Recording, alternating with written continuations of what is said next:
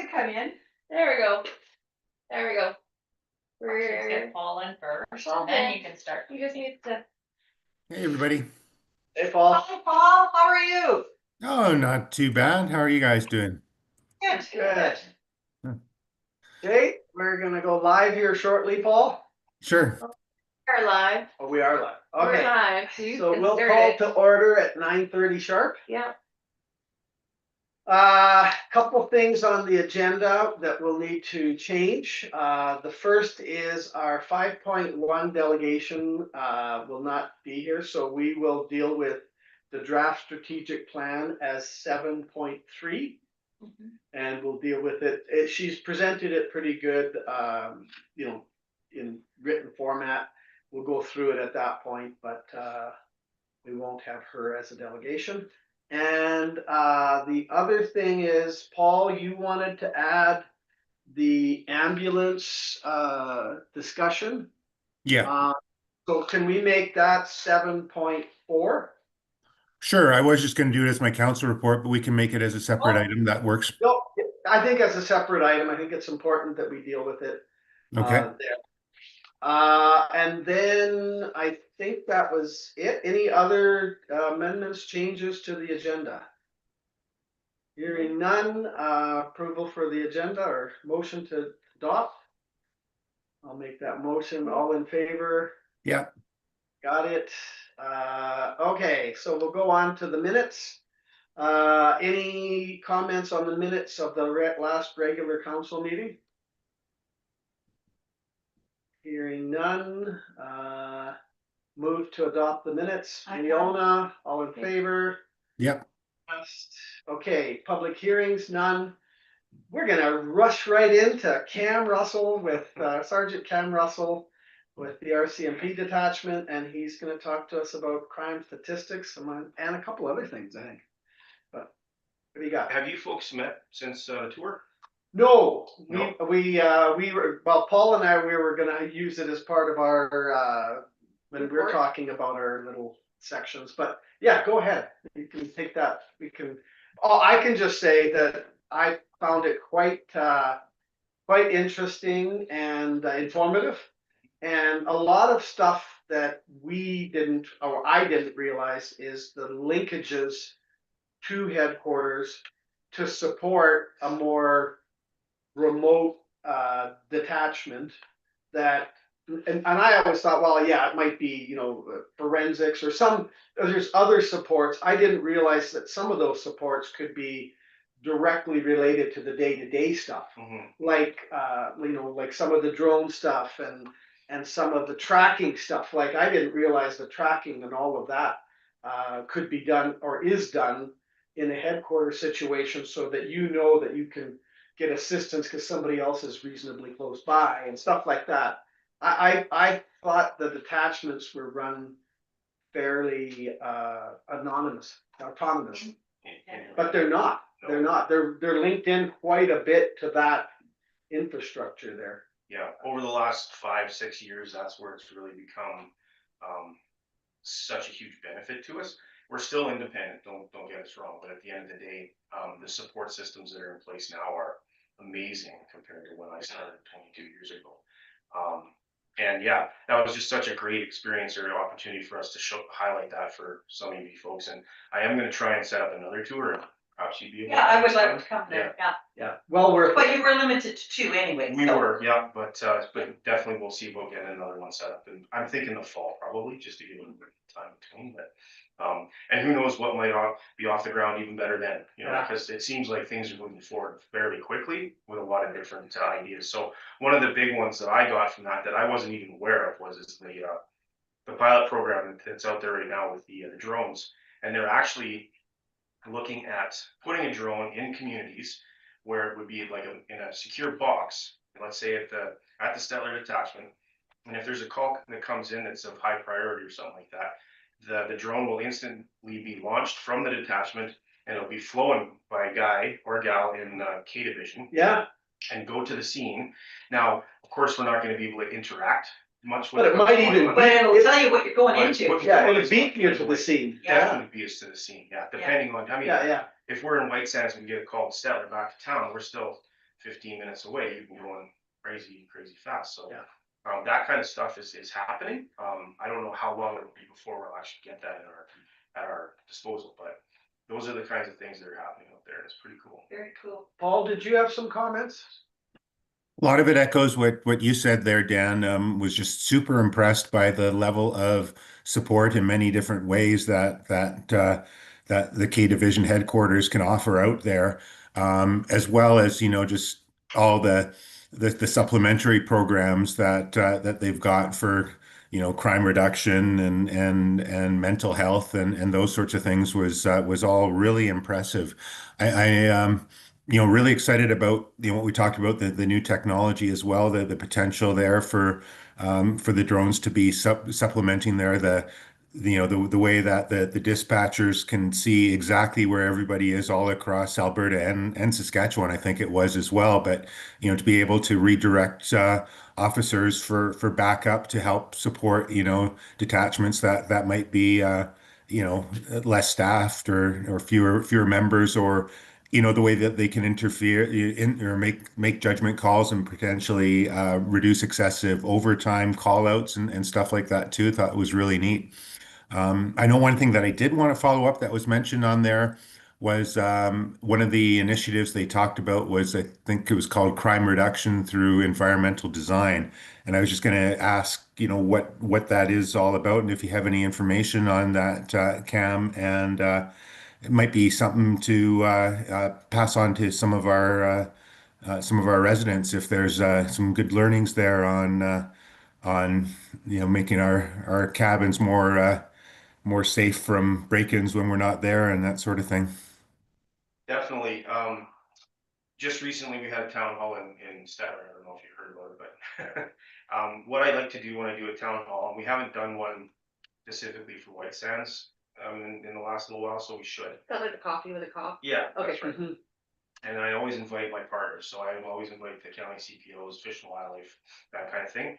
And Clint, he does a great presentation of crime reduction by environmental design. It's called CEPTED, is what he goes by, and he gives a bit of a snapshot of a whole bunch of different things that people can do to prevent criminals from targeting their property for their gain. Basically, it comes down to how you cut your shrubs, how high you cut your trees, fencing, that sort of thing, what you leave out in the open, lighting, that sort of thing. So it's a really good one. So the next time when we have a town hall in the White Sands area, I'll get them to come and that'll definitely be a benefit for you. Perhaps even Great. the one we had in the spring. We did it in 2024, we did it during our annual information meeting. Oh, yeah. so we Did would Clint like come to that? No, Yeah, last yeah, year we yeah. did it too, 2025 in here. Yeah, and we And I had had, the two officers there that Mhm. were taught, but we But talked Clint about wasn't. golf, But yeah, Clint talked wasn't, about but golf we could add carts to it. and stuff like That that. was last the year. hot topic last year. Yeah. Yeah, so this year, if you wouldn't mind, we'll Yeah. figure that out. tie it We'll into have a, that. we'll tie it in Definitely, together. definitely. Nice. Yeah, it's tough. A lot of it's common sense, but common sense isn't as common anymore. Well, yeah, you cut your trees high enough so people could see below. That's right. And Yeah, that's right. And, Yeah. and as simple as the like when I bring up common sense is to lock your vehicles, lock your stuff up. At the end of the day, yeah, locks are for honest people. We all know that, but by and large, the criminals are out for a quick grab and an easy grab. So if they have to work hard for it, they won't. So they're just going to move on to the next vehicle, try that door handle, and lo and behold, it'll be open. They get That's this. the one they take. That's the one they're going to steal or go rifle through, whatever. But as long as you're taking those simple steps to protect your own property, you're a lot better off. So, yeah. Okay, let you take it away for the rest of it. You've got some. Yeah, as far as stats go, I sent them out. Yeah. There's really not much to speak about. Our stats are quite low, non-existent in White Sands for the most part, which is a good thing. And across the province, actually, our rural crime has actually come down a little bit, not a ton, but a little bit, which is a good sign. It takes them a long time to steer a ship, so I like that. It's encouraging, and we're also doing it, to put it out there with a little less manpower. I gotta say it, because we're all struggling, not just the Statler detachment, but every detachment across the province. The province hasn't done us any favors with budgeting. They haven't given us any extra money. They haven't taken any away. but they haven't increased the budget over the last few years. So as we're all struggling with the cost of living and inflation, that's not being recognized by the provincial government to give us any money to do more or to even maintain. So always as usual, being asked to do more with less. So at the end of the day, we're doing well. But it does get a little bit of a struggle sometimes. For the Stettler detachment, our summer is going to look a lot different. We're going to see 5 new bodies come to Stettler. Wow. Yeah, 3 experienced and 2 recruits from Depot. But unfortunately, we'll lose 3 that are here currently. So a little bit of local knowledge, but at the end of the day, we'll gain 2 bodies. So we'll be closer. We won't be full, but we'll be closer to that Yeah, good. full spot. So that should make a big difference in presence and our ability to get out to the smaller communities and target. I know that traffic is a big one out here. Yeah. Always is for White Sands and that sort of thing. So that's hopefully what we're going to be able to achieve this summer for sure. Traffic in which way? Well, I know that Meeting in the community, we have a lot of people that aren't following the posted regulations. Now with all the provincial changes in the fines, there's gonna be big difference. But we do have a lot that are not driving proper speed. Yeah, and I know that the main point of contention is the main road. Is the main road, yeah, that's the one that I worry about more than anything. For sure. Yeah. For sure. The speed bumps help, but they speed between the speed bumps. Right, yeah. Yeah. But- And then that also does affect the infrastructure of our roads Sure when it they're does. doing that stuff, because if it's a very wet day, we're gonna have more tear up of the road, which damages.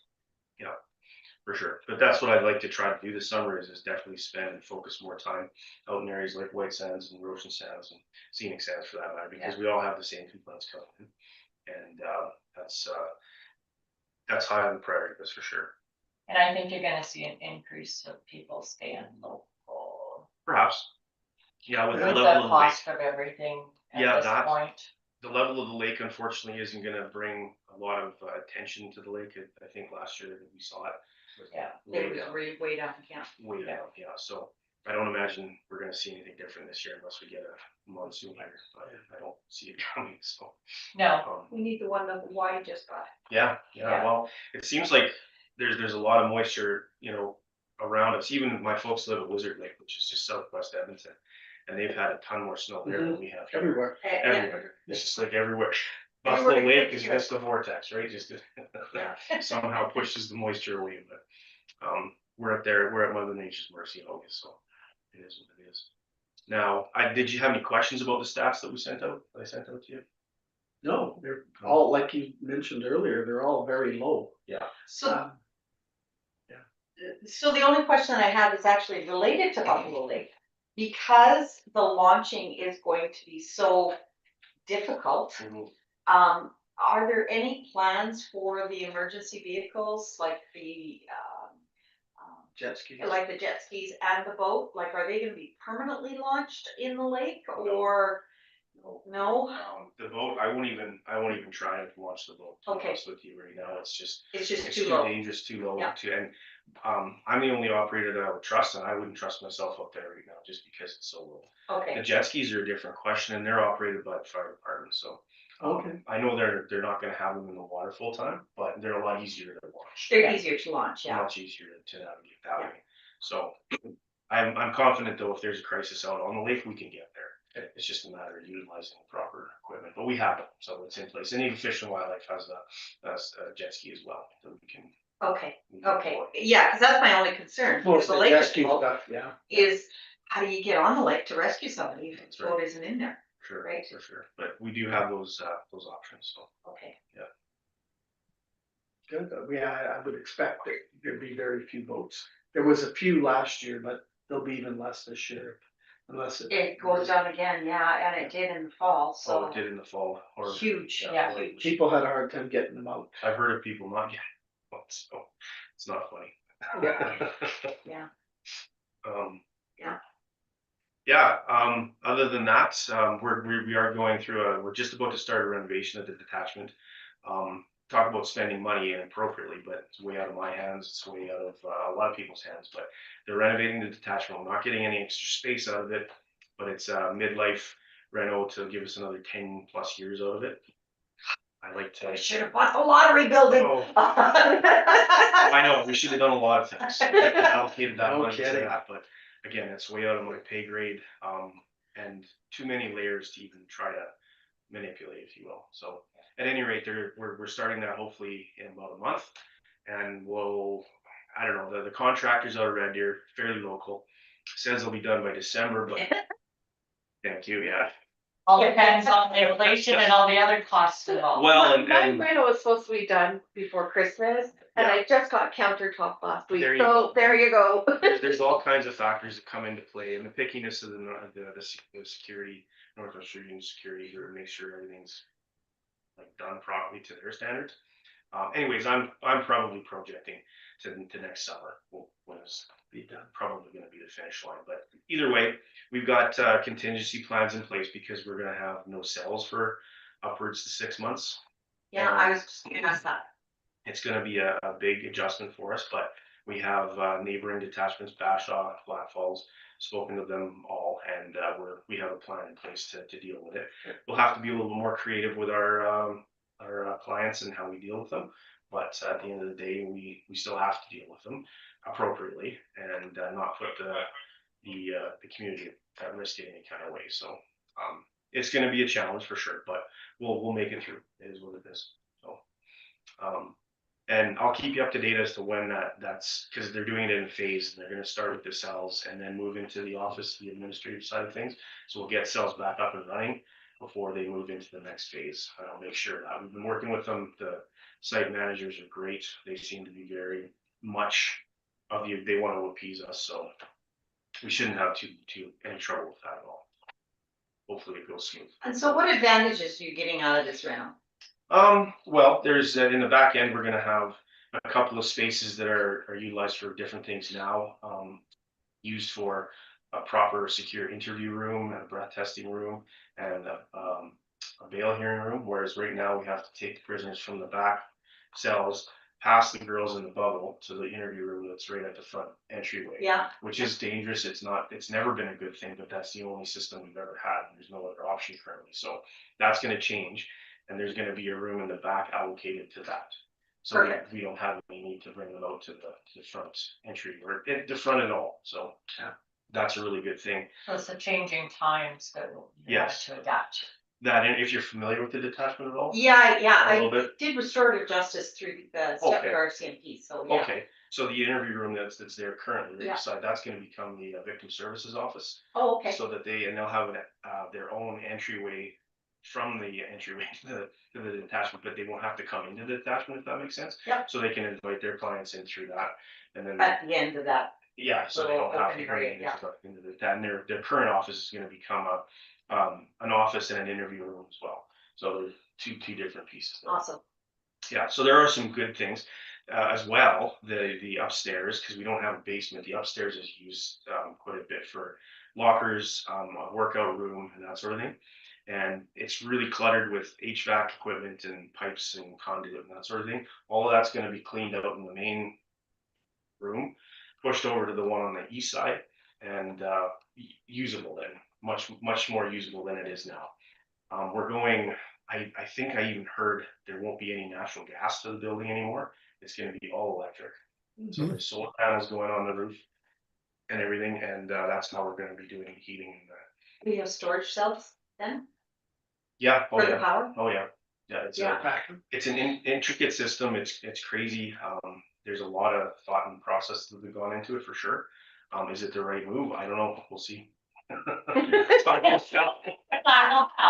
We will have to hook back. I know that we're not the only detachment that's done this. They've done it on a couple, and I haven't heard of any issues other than that just the rental process in general is a pain. It's a pain, but And I'm a former tradesman. I know all about it, so it is what it is. But so yeah, hopefully at the end we'll have an updated, and I hate to say lipstick on a pig type of detachment, but it'll look better and it'll feel better, and everybody will be happy. well, the outside won't look any different. No, right? that part's not changing. No. Sounds like they're building an emergency backup in an own way. Yeah. Different way. They're gonna fix the parking lot up, so we're gonna have extra parking on the north side of the detachment, which is grass right now. a designated parking spot for the boat so that there's a paved piece there for it. And proper fencing all the way around the attachment, which it doesn't have currently, so that's a good thing as well. Even plugins for EV vehicles if we have them one day, so that stuff is getting done. And right now, the secure bays that we bring the police vehicles in and transport our prisoners, it doesn't have any drainage in there, so that's gonna be put in, which is gonna be nice, but it's a mess. It All takes the no time, time yeah. all the time, right? So now it'll be somewhere for that to funnel to, that'll be good. So lots of little things like that, but no extra space as far as, they're not building out or operating, so.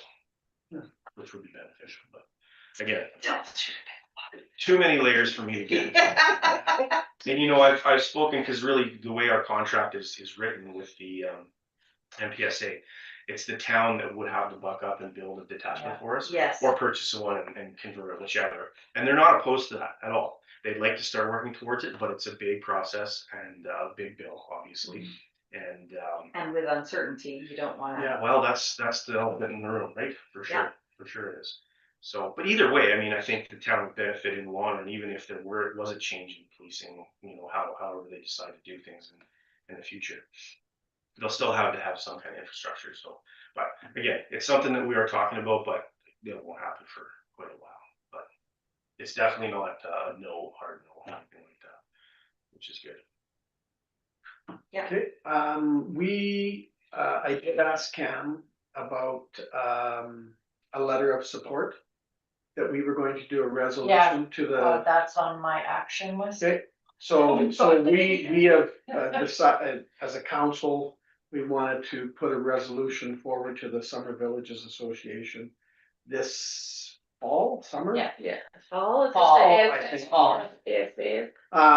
Put it forward, and through our rep, who's Roshan. Dan Hiller. Dan Hiller. Yeah. Dan is ready, and he said he will take it forward, we'll draft it, run it through him. He then takes it to the board, And then it goes to the conference. and then it goes to the conference. So I just asked if he could have any input, or, the way that we. Let him Cam know what we're doing, Yeah, just a letter of support. about what though? Oh, sorry, so, supporting that we feel that the RCMP are representing our area, and that it's, a little bit in opposition to the provincial police. Or that mandate. So just, I guess, a letter of support to the RCMP. Sure, yeah, and you'd mentioned that when we did the tour, so I knew what you were talking about. Yeah, sorry, but yeah. Anyone else listening wouldn't have. So we wanted that to go forward, that we think we're being well serviced and. Yeah. Good to hear, yeah. To that end, I wanted to thank both of you for coming to the tour. It was great to have you there, and I apologize once again about the lunchtime for us. I don't know if you shared that with anybody. No, we haven't. That's item 7.5 on our agenda. Hosting the RCMP. I decided, well, with everybody coming for the tour, we'll go for lunch afterwards, and I just thought, well, the Legion is the best place to go, and it's just right around the corner. So I phoned the Kingsway Legion and made a reservation, and it was all good. They even phoned a week before saying, "Are you still coming?" Absolutely. So it was a bit of a cool day with the wind blowing us. And I walked over to where the Legion is, and the Legion was no longer there. So I felt really embarrassed. He's standing at the end of the street going, Where the I think it was here, and there's a hotel, and there's a. Anyways, long story short, we made our way over to Moxie's and had lunch, and it was great. But I did do some research, and I sent it to both of you. But the Legion was there. I wasn't like on glue. It was there, but because the city annexed that property back when they took back the airport in 2012, the Legion moved. So that's where, and that's dating myself, but I grew up in Edmonton. I knew it was there. I know it was there. Like a long way. So It would have been a 1.5 kilometer walk in that weather. So no, it was a ways. it was I know what you mean, I remember exactly what it was, right yeah. back in there. Oh, the look on your face was flipping all the. The building goes. I don't know. I might even swore. That was fun, but we didn't discuss it, but it was fun. Anyhow, if we do another one, I know not to book. Yeah. You Perfect. know where to find it. Or make sure I Or bring that, my or walking that. shoes. Yeah. That's right. But yeah, the summer is upon us hopefully soon, and we'll see how things shake out. And the golf cart thing is a great program, I think, and I think it was kind of better in the sense that we weren't as busy in the summer, just to let it play out a little bit and ease into it, rather than a busy summer with a Yep. whole bunch of Well, we're doing stickers this year. Yeah, we got, stickers. Yeah. Oh, high tech, right? Yeah, yeah. yeah. Laminated $20 piece of since paper. we're also We got- administrating the Sure. county, As well. Sure. and so we made sure we got it where it's easy to place. And I'm so happy that everybody's on board, like White Sands, Yeah. and Roshan and the county. It's excellent. We don't have somebody that's bucking at it, so that's good. Yeah. So the one question that I had on here was with the prolific offenders. Mm. Is that something that you target within Stetler itself? Absolutely. Okay, Oh yeah. Yeah. For the lack of a better term, we harass the hell out of them. perfect. Yeah.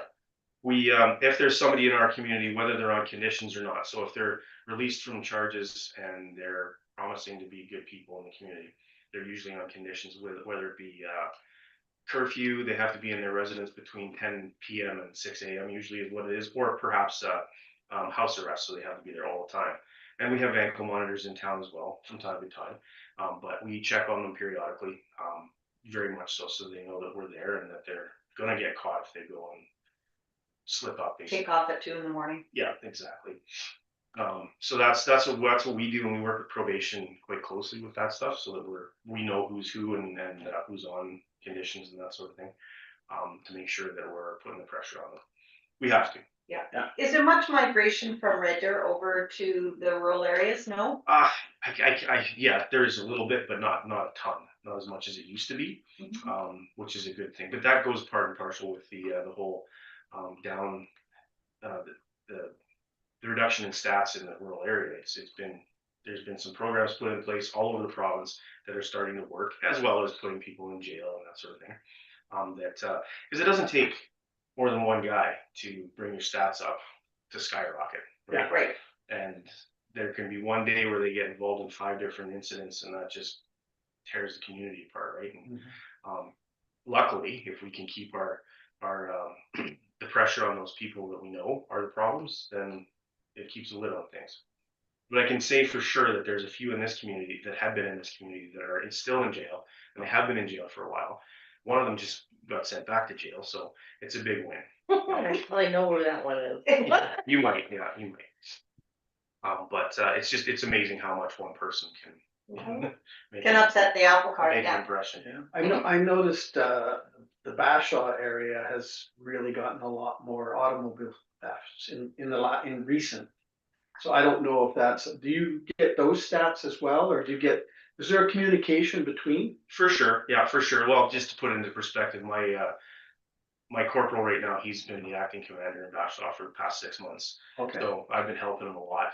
He hasn't actually mentioned that stat Okay. specifically. Where'd you get that from? Well, there was an article that they did a sting.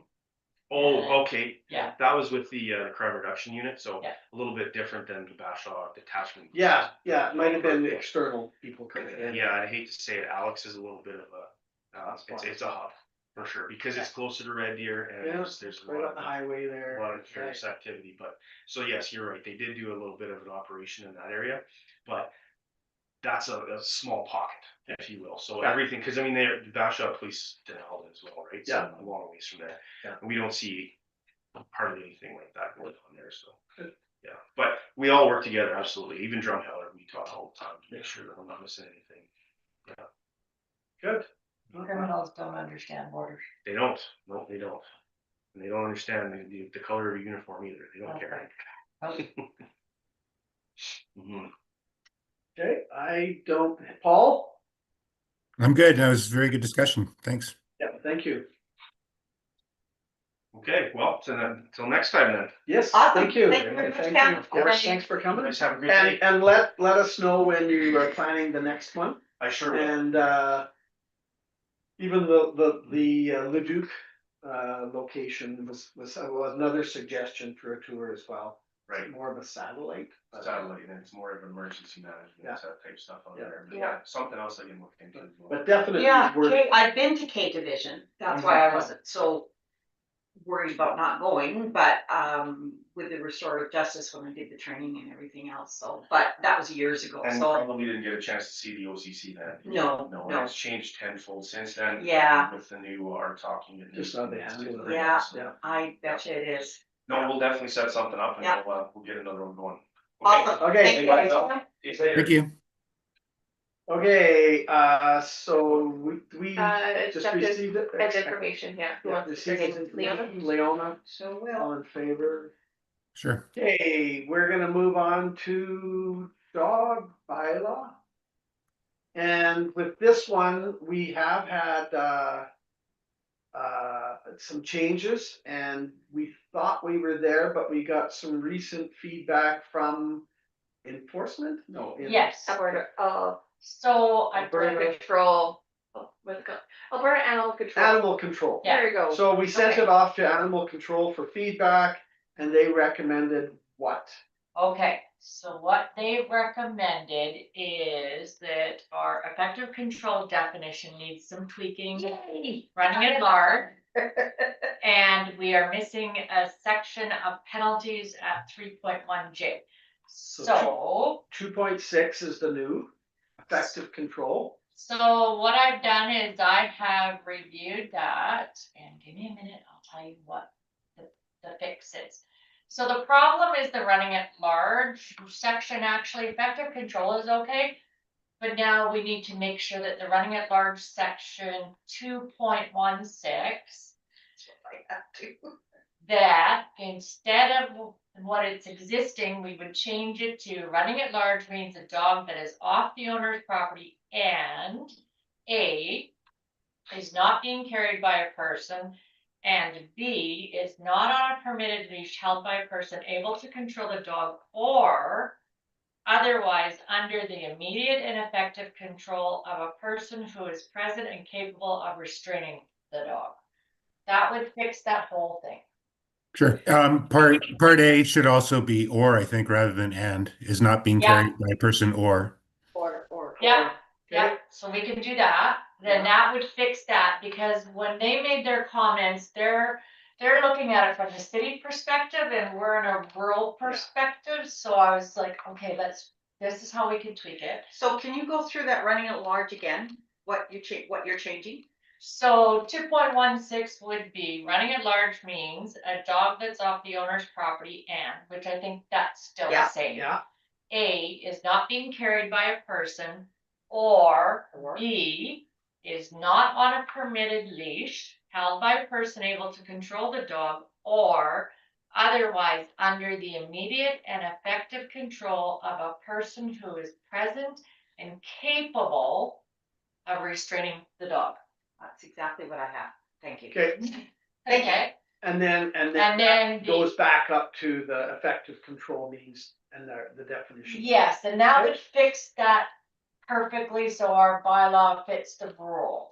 So, but in that effective control, you're not talking about being leashed if it doesn't remain within the site or respond immediately. So you're not talking about or not possible must be leashed. Correct, it's allowing the options. Yes, So that it also takes in, but effective control, we have to have that definition so that it's easier when that definition is what we reference when we say effective control.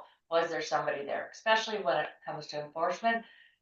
But it doesn't mean that it has to be leashed, but as long as you have control. effective control. Right, but that effective control doesn't include being leashed if they are not under responding to visual or verbal commands or physical commands. So it's an or, it's an or, not an Yes. and. Yeah. That's right. Right, but it's not in there. Hmm. So effective control remains within the sight of the owner. Perfect. Responds immediately to verbal or visual commands and does not approach, chase, or interfere. There's nothing in there that says or So that would Is there a definition for the leash part? Or on a Well, leash. we're changing okay. The running at large is a section we need to change. The effective control is okay because it's giving all of the A, B, C. Remains. Effective control remains within sight of the owner or person having Yeah. possession. So if they can have it on a leash, they can have it either. But you with didn't a specify band-aid, on the leash. So if you put A Is there? on a leash, no, Not with effective control, because that's. oh, that's separate then The effective control is the explanation's definition. of off It's leash. the running at large is where we have to make sure that we have that additional section in there With the that. oars? The oars, Is that whatever? and that's where the leash has to be at. yes. Okay, all right, okay. Because then that takes in effective control. You know your dog better than anybody. If you know your dog is gonna run off. Effective control for you may be a leash. And a leash alone doesn't mean effective control. A dog on a leash can still bite somebody. Correct. Yeah. Correct. Yeah. That's why the effective control section needs to stay the way it is because it's clear. Okay, Yeah. And then the other section that 3.1J in the missing penalty section. So that would be dog destroys or damages property not belonging to the owner. First offense, 250, second offense, 500, third offense, 750. okay. Or we could make it 100, 250, 500. It's your guys' call. What about restitution for the damage the dog causes? Is that part of a bylaw, or would that be like a court case separately? That's the court. That's civil. separately. That's civil. Okay. So the only other comment that I had is in 3.1F, it says he or she exercises such a dog while driving or riding in a motor vehicle, golf cart, or ATV. Because you see lots of people running dogs leashed to their ATV as well. Is that something that we're concerned about? You say off highway vehicle? I guess that was another one too. Is an off-highway vehicle considered a motor vehicle? Golf cart isn't. So Could you just say motorized vehicle, and then that would kind of encompass everything? I'm good with whatever you guys want to change. Instead of motor vehicle, we can say a motorized vehicle. That would mean a scooter. That would mean anything. That would be perfect by mine. Because So if you're on a scooter, or well, this is where those electric pedal bikes. How does that take into effect?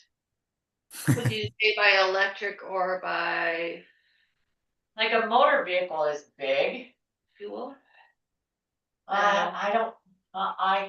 It's your guys' fault. I'm good with changing it to motorized vehicle, and then we will have to maybe think- figure out a definition. I think leave it at that. leave it at that. In a motorized Motorized vehicle, so put the word motorized and Say leave it motor at that. I vehicle. think we're. Yeah. It's just, I just wanted to make sure that because if you say motor vehicle, they're gonna say, well, I was in a golf cart. Yeah. Well. A Same, motor can be electric, doesn't have to be gasoline. yeah, exactly, Motorized. exactly. So we'll call it motorized vehicle. Do I have a definition for a vehicle? Okay, No, we don't. need- So I don't think you need it, Okay, but, let's just leave but it at then that. if We you're can change it changing, later. if you're changing that one, then 4.1A also has motor vehicle. Or a motorized vehicle. 4.1. Exhibits threatening behavior toward another domestic animal, a bicycle or motor vehicle. So that's why Change it to motorized. motorized vehicle. Okay. Sure. Because I've seen dogs chase a kid on a scooter, I have biting to. at them. I have to. And so it's just, yeah. Okay. Those were mine. Okay. Okay. I've got a couple of additional just typos there that I noticed going through in some of the new stuff. Okay. Section 8.2 should be given away, not giveaway. 8.2. Given away. Given away. And then there's a series of just grammar things through the new stuff in section 13 that just need to be cleaned up. Mostly spacing.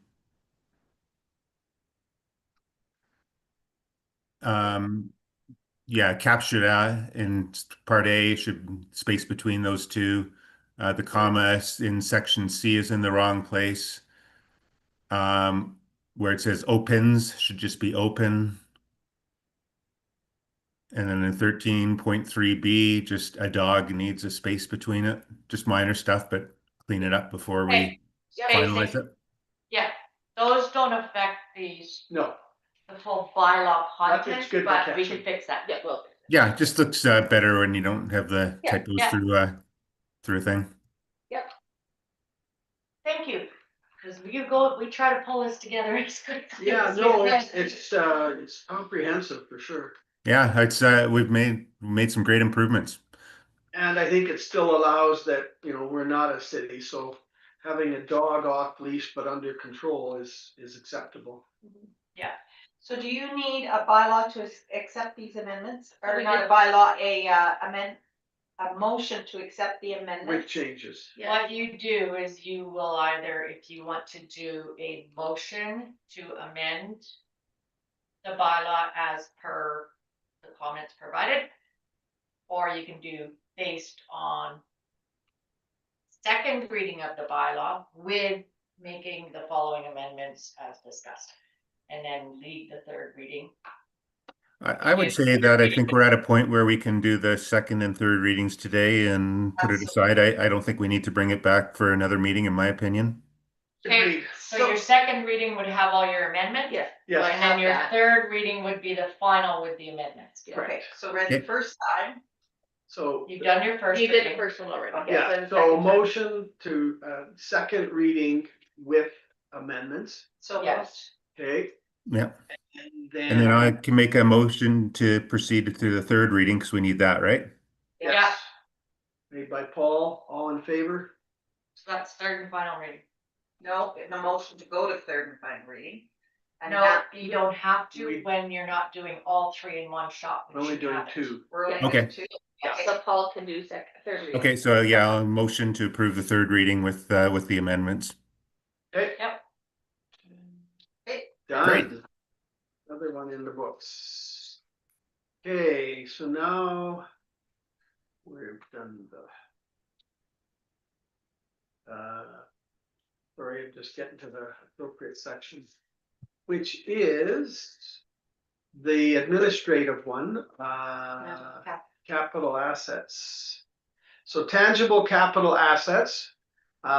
This is it was recommended by our Yeah, auditor. auditor Yep. that we clear up and how we manage our capital assets. And this just adds capitalization, amortization, and some process around that. Is that correct? Correct. Okay. Any discussion on the way this is done? Not a huge change, but a small one that just sets the structure in place. And the auditors have approved it, so We're good? I'm fine with it, yeah. Okay, motion, Leona made a motion to Approved, yeah. approve as presented. For the policy as presented. Yeah. All in favor? Yep. Okay, moving to, sorry. Request for Yep, decision. There's bookmarks on the side of your PDF. You Oh. keep scrolling. Yeah, you don't Yeah, I have gotta do that, sorry. Okay, Okay, help you with the thing. Community Hall. So this is a background on the decision to bring that in-house. And we're more comfortable with that. And this then sets up the delivery model, Oh, No, this Oh. is the monitoring. the monitoring of it, sorry. Yes. yes. So we just wanna make sure that as we continue striving to get all this completed, and we've had some issues, we don't at this point, the current service level that we maintain for the hall is reactive. And I am investigating the install of a Wi-Fi smart thermostat as we continue with upgrading everything around here, so I'm checking on the pricing on that. The other one is temp stick. Yeah, and then the other one is partial monitoring. Installing an integrated security and monitoring system. But right now, we're just too reactive. And I would like to continue moving forward. If you're okay with how we're doing things right now, or because we don't have on call, we don't have a lot of that stuff. So those are all additional costs. I really like the idea of Mostly the, purpose. Yeah, yeah, I really like the idea of the Wi-Fi smart thermostat that then can send an alert or an email that, you know, you got a temperature alarm going. I think some of them even also have humidity alarms. If there's a burst pipe or something like that, it might drive up the humidity and you might see that as well. I think that makes a lot of sense. And I think that also offers the potential for programming it for energy savings too, that, you know, when people aren't there, it can be set for, I don't know, whatever the temperature is. And you know, I think that can help pay for it as well. I don't know what we're doing right now when the place isn't occupied, but if it's set at the temperature all the way through, you know, there's quite a potential for savings there. Do Yeah. we what do we have in the shop and in the office there for thermostat controls? the office is, this one's not a smart one, but you can program it. In here, so I have it programmed. Melissa didn't know I programmed it again. I put it back on. But like I have it go reduced in the evening. I have it warm up before we get in here, and then kind of things like that. I just have it just on a week schedule. And I think I it's don't know also, about the shop. yeah, and the shop doesn't have one either from when it was built. So I'm checking out the cost on that. Do I think we can do better? Yes. Right now with us, what we do, yes, Aaron set it up. We have the 2-tier, but we have it in a moderate. With the hall, because it's being reduced down to 15 and there's no, like, it's all concrete there. So if something goes wrong, it'll drastically reduce that temperature quickly. So I think moving to the Wi-Fi thermostat so that we can actually be able to control and maintain. And get alerts. And get Get alerts. alerts, that's the Yeah, important. Instead of everybody else having control of it, we can monitor and control it. So when you say you have control of maintain, like you don't. That would mean that you're constantly changing that temperature for activities within the hall. So normally they say like to help for efficiency, you're only gonna change it to 1 or 2 degrees. Like, so if we had, okay, right now the exercise group is in there, so I know they have said that it's nice to keep it at 15. But if we keep it, so we can have it, I know I have one at home where I can have it like an away or home. You can change it at different times.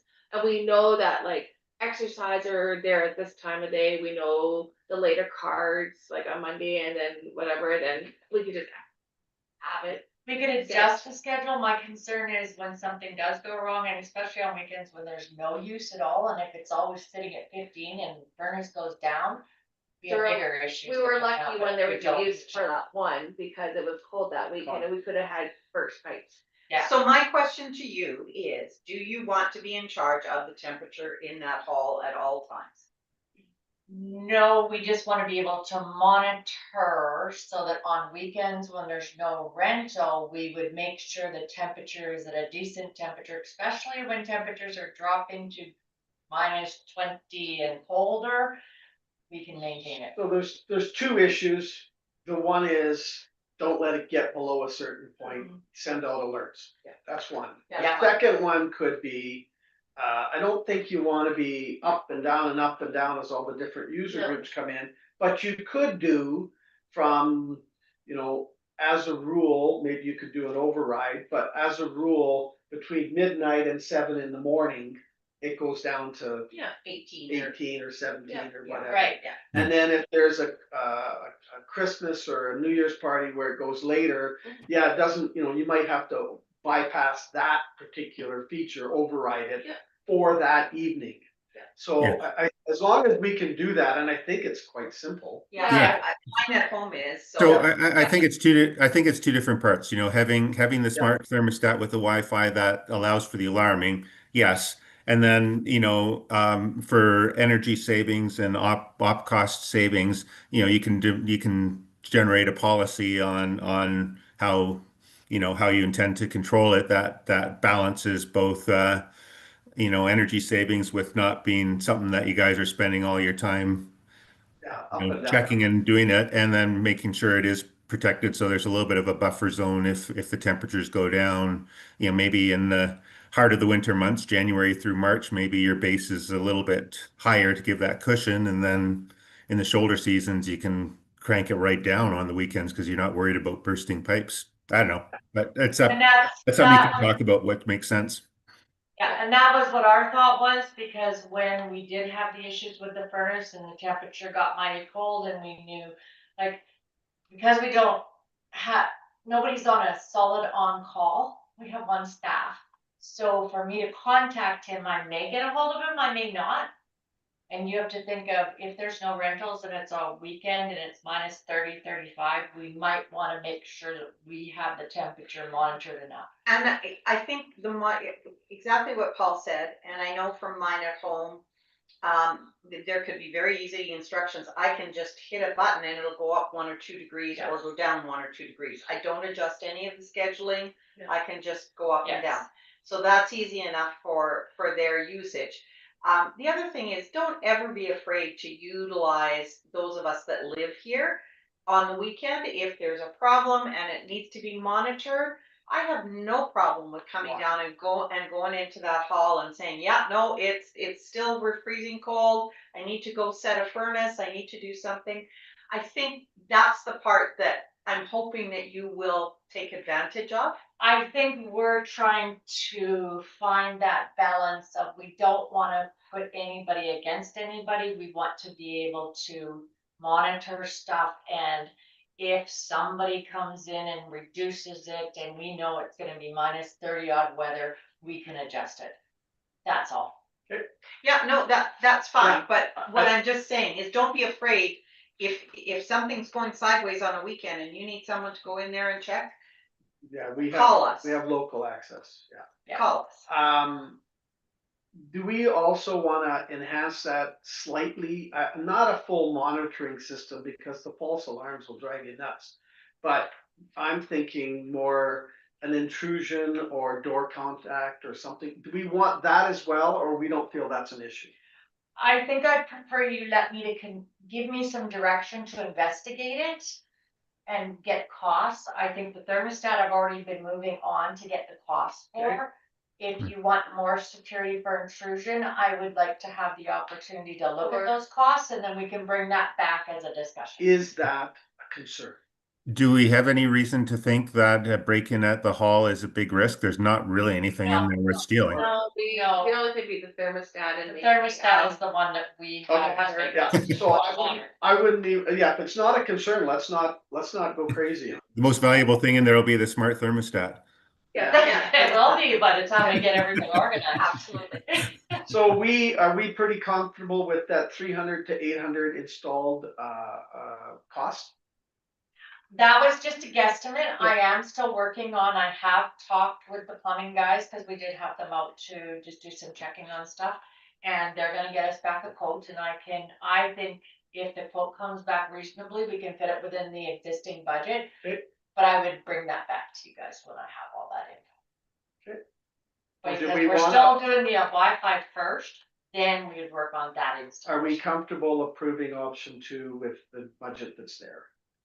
That gives you, as long as you're within that budget, you don't have to bring it back to us. Correct. Okay, Yeah. so that's what I would like, a motion Yeah. to approve option 2. With, as long as you're within that, then Within the approved go budget. ahead. Yeah. Estimated capital. Yeah. Are you okay with that, Paul? Yep. Okay, so we don't need to keep bringing stuff back and forth. Okay. Option 2, yeah. And then Option, Then along with that, I'd like to make a motion that once this is done, then for you guys to put together a policy for the effective control of all the buildings that are under smart thermostats. Okay, perfect. okay, Thank you. Hold on. did Hold you on, Paul. capture, do we want 2 motions for that? or- Yes. Yeah. Okay, so the first motion was to approve the option 2. Yeah. Leona made that. All in favor? Yeah. Passed. Okay, the second motion was made by Paul to do up a policy of how to monitor that smart and set it up, that's my, Yeah. technology. Did you capture that? Monitoring of all the municipal. All, of all the buildings. Yes. That are on that technology. that we All in set up. favor? Okay, passed. Okay, now, the budget. This is the operating budget.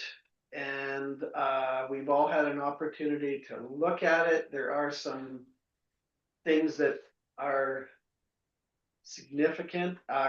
Anybody want to start with this? I've got one or two, but You want me to walk through the sections or I- are you good with me just whatever? I don't need you to walk through it. The only, do we just want to jump in with some thoughts? Let's do that. I have, and I want to bring it up, and I have had this discussion prior as well, under on page 1, 2, 3. I guess just before we get into this in full detail, just wanted to clarify, like, is this, like last year, I think we had a separate budget meeting. Are we still doing that, or is this the final thing that we're hoping to get through and finalize our budget here today? What's our Yes. objective here?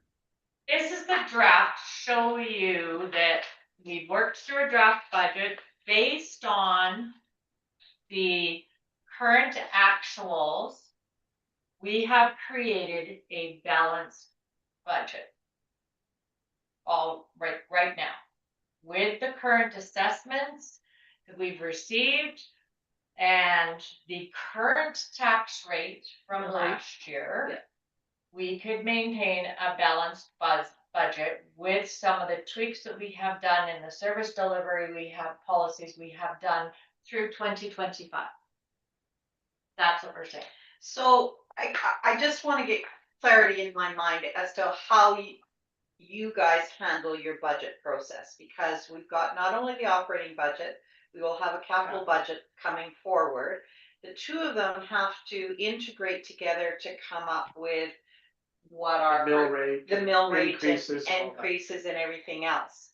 So I'm used to having a completely separate meeting where we actually deal with those budgets and look at them in correlation to each other, so that we know that the changes that we make on the operating budget may have an effect on the capital budget and vice versa.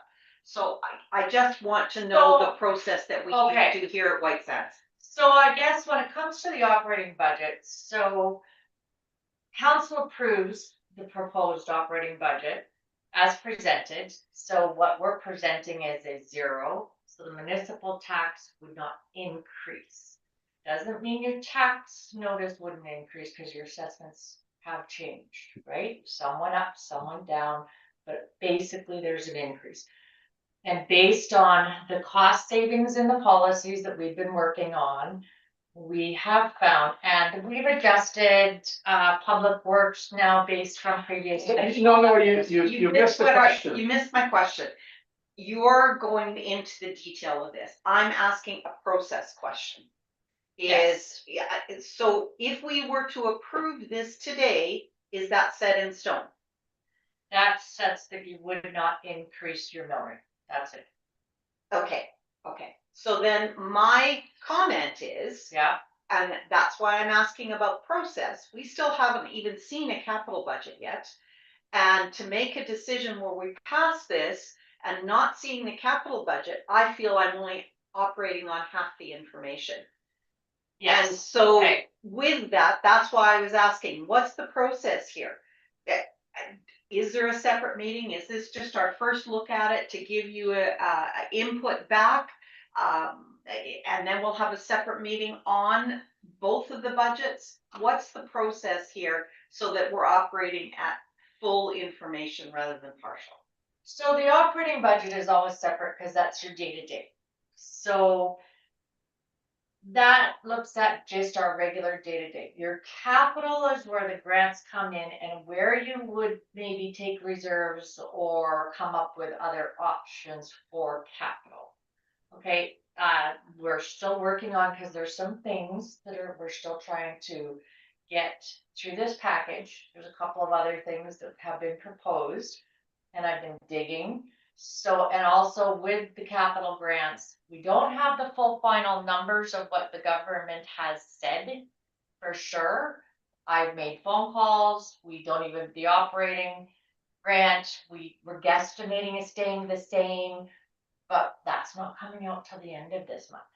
So the capital component is your new infrastructure, revitalizing certain buildings, things like that. That comes from grants, most normally, Or reserves.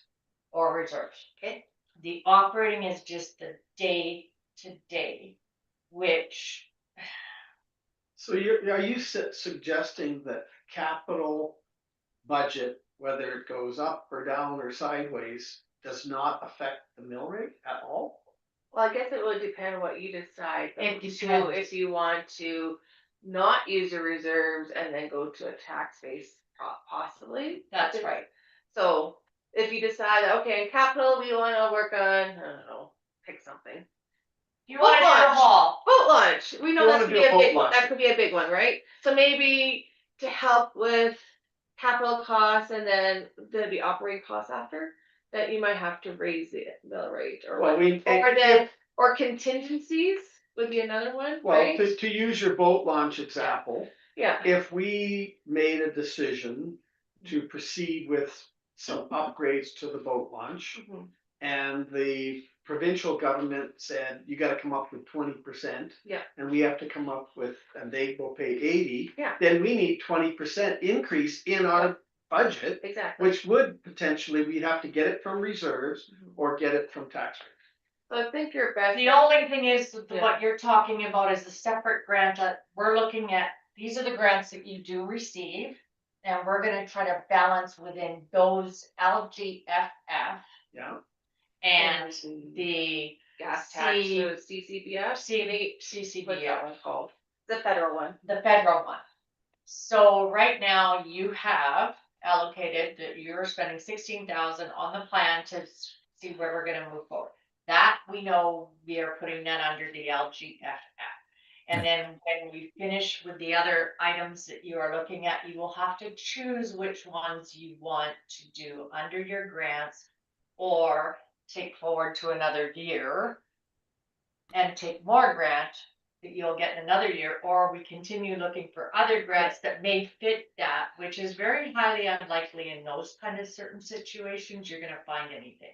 So I- back to both Paul and, go ahead, Paul. Yeah, I think our strategy in the last years has been very effective in that all our capital projects have been done under grant, and that is fantastic. But I think it's not a given that that's always the way it will be. In particular, if we got some bigger things coming up this year, like we're talking about our drainage studies. We've talked about the boat launch, and who knows how those are going to be.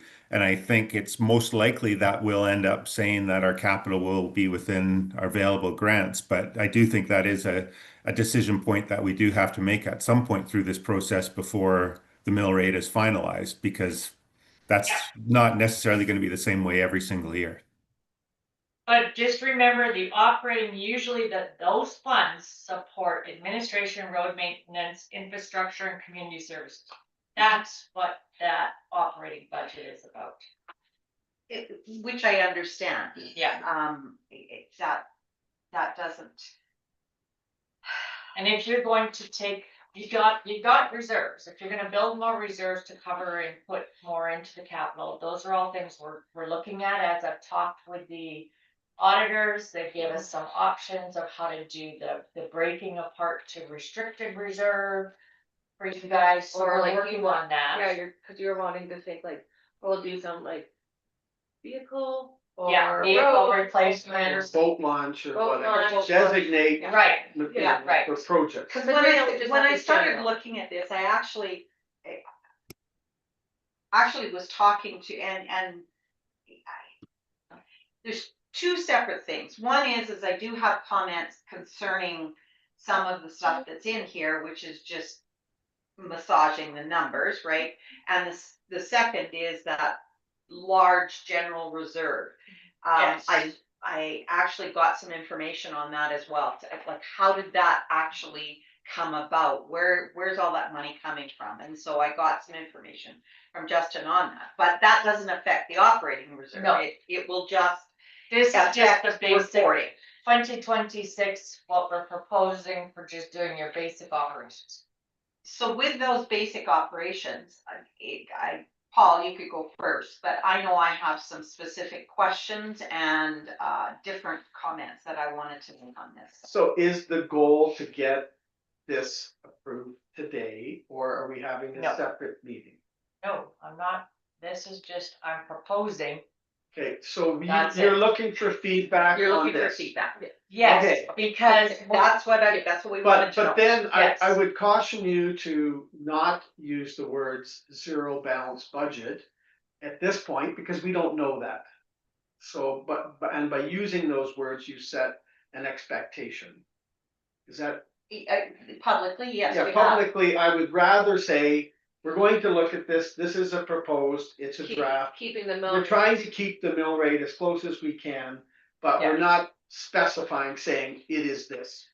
I wanna No, make sure, no, this is just that we've been able to figure that as close as we can. based on the actuals and the slight changes in the policies and the little nuances that you guys have given us resolutions on, we have created a balanced budget. As a starting point. Yes, As a starting. as a That's starting right. point. Yeah.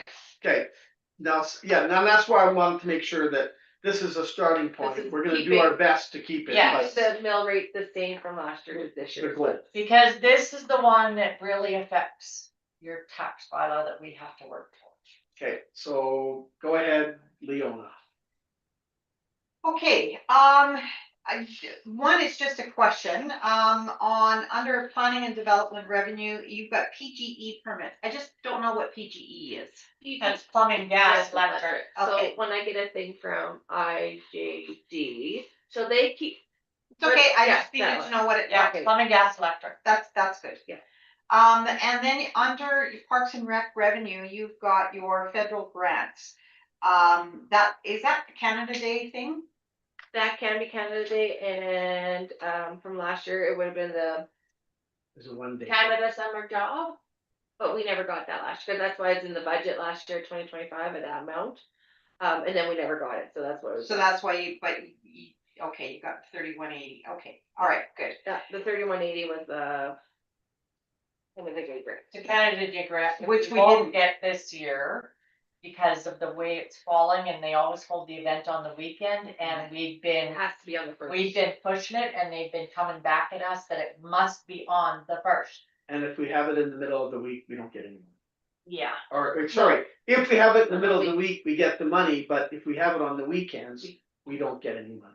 Okay, that's a good thing to communicate to the Hall Society. We Okay. communicated that 2 years in a row to please be careful, we're treading a fine line. Okay, cause their planning meeting is coming up on the Yeah, 21st, yeah. so, okay. So, So what we've done is last year, of course, we did not get the student grants, but We I did think- apply again. we applied this year, we're set with the 2, and I think we have a good chance this year. Did we get feedback of why we did not? They said if anything changed, then we would still be on the list, but nothing changed. Yeah. So it all depends on federal government and what they decide. Now, I'm thinking they're going to give more of this grant this year because there's a huge amount of students that are out of work. Well, they've been But pushing. my question is They there, didn't tell us no. can we get the local MLA involved? I know you have to put some names down, you have to, is it? member of parliament. Member of Parliament, sorry, yeah. Yeah, MP. MP. So do we need to get involvement from that level, or did we fill out a weak response, or? No, it's just because there's a lot of People apply. applications. That's all it is. It's like any grant. So do we regularly not get it? Is it fairly That was the sporadic? first time, That's the first. So that's the first time we've not got it. correct. So I have applied, and we don't find out until after the fact we have to hire students. Yeah. Too, so, last year we rolled with it. So the application has been submitted and we We feel haven't it's heard yet. a good application. Yes. Yes. So I use a lot of wordsmithing. We checked all the red boxes and Yeah. all that, okay. Yes. Sorry. No, But- that's okay, that's okay, We're I on it. just, I think I think you brought up a valid point. In that, maybe a letter to the member of parliament saying, look, we're a small village, we're dependent on these grants. You know, we have submitted our application, is there anything that we can do to enhance our likelihood or probability of getting it? We can push on that aspect. Unfortunately, when it's like some of these grants, it's like wastewater grants. You know what? They do a call and then you get 40,000 applications and they're only gonna give out this many. But they still balance one Yeah. against the other, and if Yeah. to strengthen our chances of getting it, is there anything we can do? We to did strengthen reduce the chances? ask. Last year we asked for 3. And we had budgeted for 3, which kind of saved our butt last year when we didn't get it. So this year we have asked for 2 students. So we're hoping. Yes. But I'm thinking it's something that not necessarily you need to do, but maybe it's setting up a meeting between the mayor and the member of parliament or his. Yeah. These are the things that Yeah. have, that we have a concern about, Mhm. and is there a way? And then this year, I think we're with what Stats Canada has released about the youth employment rate is really, really high.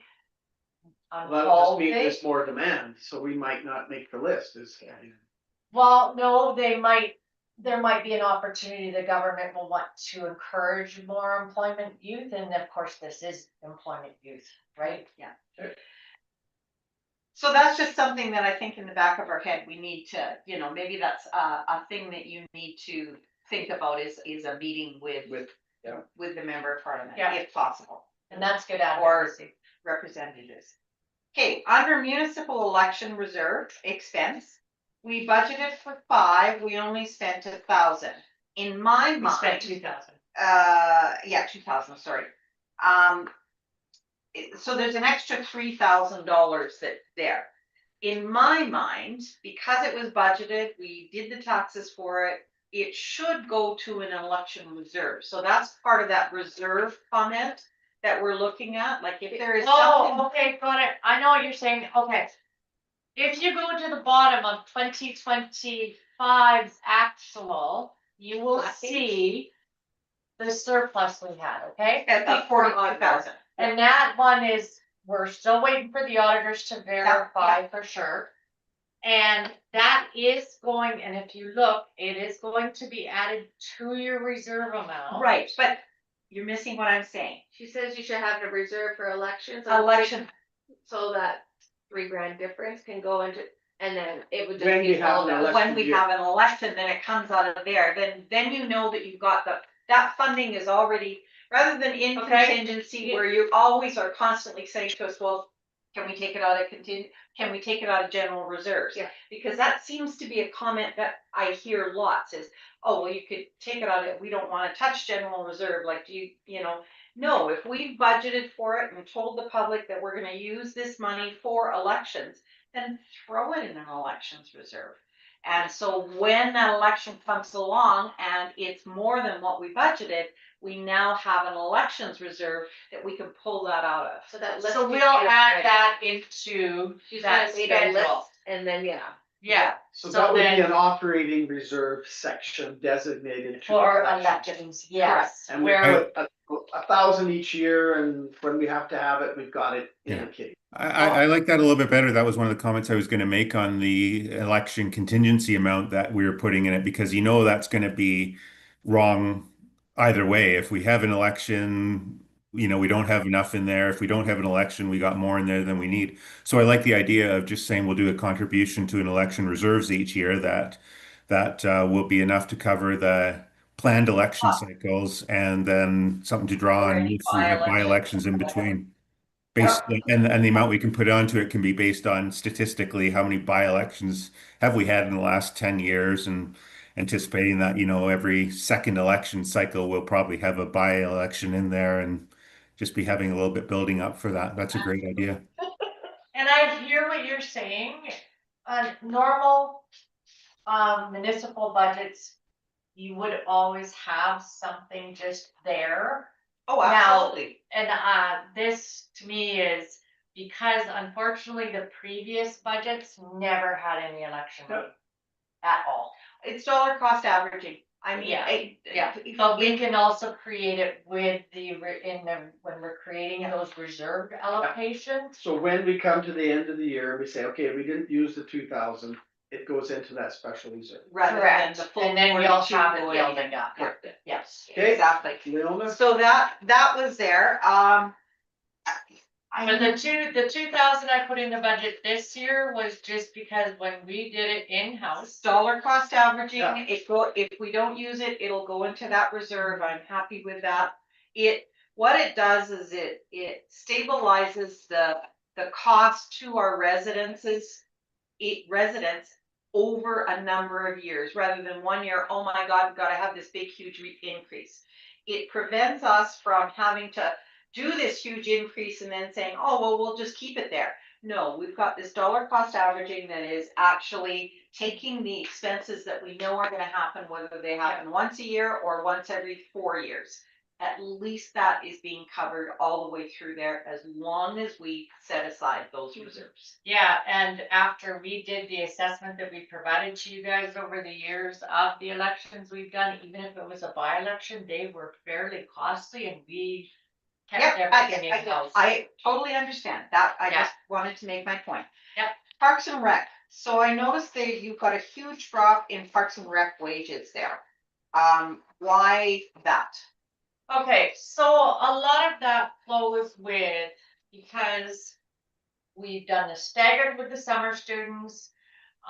We've also, we did a bit of tweaking this year on the hours, so instead of a 40-hour work week, we're doing 37.5. And then the redistribution between what's being done last year and coding it properly, this started to reflect. And then we had last year budgeted for 3, 3, and then we only did had get 2 summer students. And Yeah. at one point, we had a maintenance and a half person for a few years. Yeah. And then we went down to a maintenance person. So I had that same concern, and it looked to me that we're really cutting it in half. But in reality, it might have been inflated when we had a person and a half. Because you had some instability in We the, had extra. yeah, you had 1.5 to 2 full-time employees. And that's properly And then you things had too. summer students on top of it, and so we've started bringing those things more in line to what. As long as, and this is service related, as Yes. long as when the summertime comes and we've got to water trees and water plants and cut grass and everything else, as long as we're not using the excuse, well, we don't have the budget for it, I'm okay with it. If this is reality, that's fine. But I don't want to cut in services either. No, Correct. and that's What- why we built this budget based on the policies and stuff you guys have been doing. Paul. What I think would be helpful on that one, particularly where we have things where, you know, that you're splitting the costs among the different things, parks and recreation, roads, culture, whatever else, which makes sense. But I'd like to see, you know, just separately, you know, here's the total amount we have on salaries and benefits. Here's the total amount we have on wages for the, you know, for the contract people. And you know, that's based on, you know, here's what we've got, 2 summer students for 4 months and 1 person, and you know, whether there's a COLA within it or whatever, but just to see those things separately so we can kind of look at the total and over the last couple of years and see how we're doing. And then, you know, how it's split out among the different categories is kind of your recommendation on how you think to split that out. But be helpful to see the total amount so we're not trying to figure it out from 3 or 4 different categories. There is 3, See. and it's transportation, parks and rec, and culture Yeah. for the maintenance. And I agree, we should have both the wages for the maintenance. So you add those 3 up and it's somewhere in that 60,000. And if you add the 3 up for the summer students, we're somewhere in that 12, 13,000. Yeah. So it would have been nice to say, Just a separate summer sheet. staff, 13,000, maintenance staff wages at 62 or whatever. And then to break it down is good. So at least we have, okay, we're spending this on roads, on, snow and gravel and dust control and whatever. And then we're Dust spending, control is separate, that'll come under capital. which I find weird, but okay, we can do, because we can get the grants for it and that, okay, fair enough. But it would have been helpful, cause I did have to dig for it to see, and that drop did scare me. And in fact, but then I understand and we want accuracy as best we can get it, but I agree, I don't wanna see a drop. That drop scared me when I first saw it, I thought, well, we're cutting it more than in half. And just have to remember too, on the wages and summer wages, that also kind of covers your payroll liabilities as well. Yes. Yeah, no, absolutely. Absolutely, that's your burden Absolutely, as well, yeah, yeah. absolutely. Yeah, I am concerned about the drop in wages as, just so that you know, compared to the services that we have within the community. Cause I don't wanna hear that on minor stuff during the summer, oh, well, we don't have the wages to do that, right? Yeah, So, no, we can break that out, so put it Well, down. yeah, just to have I don't Yeah, know where we'll you just put it. pull out Just the review. summary Just review review, of okay. that. Yes, just so review that. Okay. I think given our strategic plan, the other part that I'm looking at here is I'm looking at beach improvements. I know we've put it up to $1,000 from 270. I question whether or not that's adequate for what we're looking at through our strategic plan. I know we've increased trail maintenance to 2,000, and we've had nothing in there before, so that's good. Jack's Pond is another one where I believe that we maybe have that one at a little bit too small, given that we have to look at the fire pit. We're looking at things like gravel and signage and all that kind of fun stuff. Is that one adequate or is that too small? So I was questioning that. And again, that's going back to the strategic plan that we have and saying, okay, these are the simple things that we can do for wins during the next year. Is that enough? Canada Day, I guess we could say, so we also, for signage, we kind of put all of our signs under transportation. I saw that. Yeah, so, But I didn't know whether that Yeah. was including Jack's. and then we were gonna ask CCBF people if we can do signage, because we found out one, like the electric one, if it's permanent, could be covered. We wanna see if these like just regular signs could be covered. we also want to check and 'Cause we see know there's quite a about bit we have your to do. event sign. Right. If we can do it under the CCBF, so those were all the things that we're still working under the capital Right, component. but if they don't Yeah. go through the capital, they're gonna end up over here in operating. Yeah. And there Yes. won't be enough. And there won't be Yeah. enough. Yeah, I Yeah. agree, and some of that I saw as capital. Yeah. And so I Yeah. kind of went, okay, if it's something a structure that we put here or there. Yeah. That would be covered under capital, but there are some smaller minor things, like the gravel, that we put around there. Is that in here? We looked at it as, because we did put some gravel down there anyway, and the cost was allocated there, so in the actual budget, there is some money there. But there's only 250. Because that's what it cost us for the gravel. Oh, Right, but we may want to look at a little bit more for that Jack's Pond area so that it becomes a little bit more user friendly than what it is right now. And Yeah. so that's my question is are we being light there? And Canada Day- I think in some of that, I agree with you, but I think it also depends on what's gonna be proposed through whatever the Hall Society comes up with a plan. And is it gonna be gravel we're gonna do, or is it gonna maybe be a construction concrete pad? I don't know until we have better details and design, so this is just, yeah. Okay, A lot of this is okay. as if. Because this Yeah. is a draft and because you're asking for input, that's my input. And I think we need to be looking at this. Some of the costing has already been given to us by the Hall Society and in a previous document, and I know that. So I'm wondering if maybe, and some of it is stuff that, you know, like the fire pit, if we need to make changes to that fire pit or whatever. Are things that we need to take into account here. Okay. Canada Day. You've explained why it's down. You've explained that it's 946 was all that got, and it got rained out last year, so a lot of the expenses did not go. I'm just cautioning that that is one of the major events and seems to be the most one of the most well attended and well received events, that we may be under budget on that one as well. Okay, Especially given that we may or may not get any federal money for it because we're You having won't- it on the we weekend. won't Because get they're any having of that Then we on better Monday. make sure there's enough in there, So what would you guys like to allocate into there? probably a doubling. 2?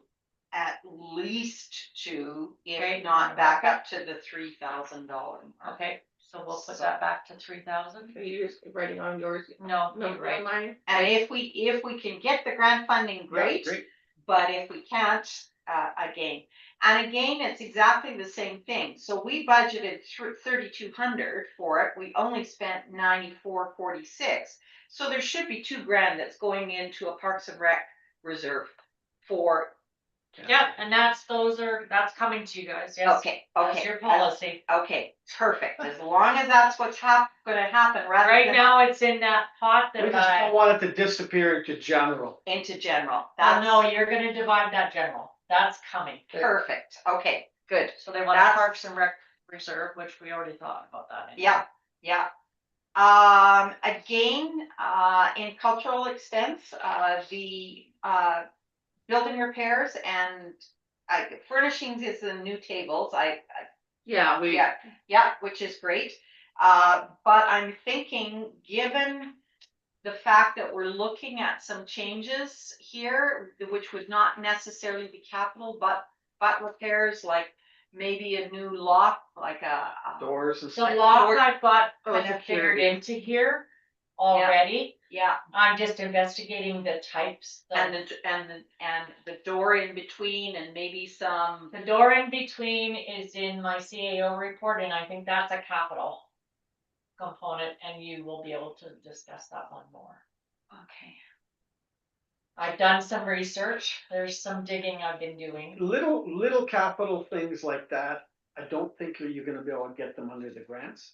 Is that fair? We would call it a renovation. And that Yeah. is covered by a grant? We can get it under the grant, I'm sure. So if That's we what I'm did stuff, investigating. I'm more worried about the little stuff like, you know, the fire pit upgrade at Jack's Pond. Okay, and I guess what we're trying to get to is we don't want to get to a point 6 months down the road where we have to do something. And the response has been in the past, to be fair, has been, well, there's no budget for that. So we have made, and through the strategic planning and some of the discussions we've had, we want to see certain things elevated. And there's costs associated capital wise, but not everything can say, well, the grant will cover that. Well, the grant will cover that. Sometimes we need to have a reserve of, you know, if we have to upgrade the doors and the latches and all of that, well, we want to make sure that that's not going to hold us back. Is that fair? Yeah, it's more of a, to me, it's more of a repair and maintenance than it is a capital, because I'm not changing the integrity of the building. I'm not doing any new permitting or new usages or anything else like that. It's just simply, we're putting a door in and that's It does though. Yeah. Okay, Unfortunately, that's Okay. a totally different discussion, and Yeah. it's in my CAO report Okay. with the recommendations Okay. on that. Okay. But The law, take a look at it's the in here. building repair, Okay. make sure that Building that repair. we have enough in there for that kind of thing. Yeah. Again, you've got transfers to reserves, that's there. You said that you're gonna take a look at that as a breakdown. When I looked at the previous years, yeah, lots of stuff has gone to the general reserve that I think should have stayed in different areas or different reserve amounts. Yeah. Specifically for the boat launch, Parks and Rec and the roads. But if that's coming to us, I'm not gonna go there right now. The other thing was wages. When you did the explanation on this, Yeah, I'm just holding, I know, but you already have a motion from this council last meeting to do a COLA increase. which I did add in that package, but it's down at the very end of the package. Okay, so, but in your notes, you're saying, We did a calculation on that at the very end, underneath the explanation of where we created a zero balanced budget at this point in time. If you wanna do COLA, then we said it'd be 13. right, you did it, but Yeah, that's what yeah, I'm saying is we've told you to do COLA. Yeah. And so for you not to put it in there doesn't make sense to me. Well, no, you guys said you wanted the budget and then you wanted to know what a COLA would look like. And we have put into there that the COLA would look like. We But approved we- it. We approved the We COLA. approved the COLA. If you go back to the I minutes, didn't think it was approved, I thought it was put in the thing and then we'll go from there. You wanted a separate line numbering of what would the COLA look like. Yeah, I didn't think you guys approved a COLA. just a sec, let me go back to the motions. That's the way I recall a discussion too, that we didn't approve it, we wanted to look at it. Yeah, That's so- right, so I did not put the COLA in here, I left the basic administrative function of when I do No, the performance motion review. reads, moved by Councillor Thorogood to direct administration to include a cost of living adjustment for the draft budget 2026 assumptions. So, Pending further count, so I wanted COLA in here so I knew what it would do to our budget. And then if we made that assumption that no, we just can't afford it, then that's where we're part of our amendments we are. need that COLA thing in that write-up. Yeah, So if with a COLA, you would have to add on, and this is where we did, right now it's a balanced zero, okay? No changing the We're mill not, rate. we're not changing the mill rate. If Same you thing. do the COLA for the staff at the 2%, the estimated cost will be $13,895 on top of this Yep, budget. yep. So that which I was, wanted in In this here so we budget, could see it. so we could see it. okay, So the salary and wages under admin does not currently include the COLA. correct. And then the same thing It with just the includes wages for performance. maintenance. It just includes performance review. That's it. Based on your human resource policy. Yeah, I think, given that the motion that was made, it should be in here so that we can see it, how it affects the budget. Okay. So we'll need to put that in, and whether we need it as a separate line item or It'll have, just goes as, I think it would go well with your comment earlier about breaking it out. Like To break say the wages admins out and this. stuff, yeah. yeah, we'll pull all this and then we'll throw the COLA section on a side note. And it'll be a separate thing because that will change the budget by 13,000. Okay. And then we can try and start figuring out what would be the tax rate in percentage change. We are also fortunate this year in that the county is holding the fire costs at a stable amount, but we know that that is going to change. And so it would be my recommendation in this budget is that we actually up our fire protection costs in this budget. So again, we create a reserve to offset some of those costs that we know are coming within the next at least year to 2 years that are going to be a drastic change. So how much, because I put the exact amount, that's the operating cost.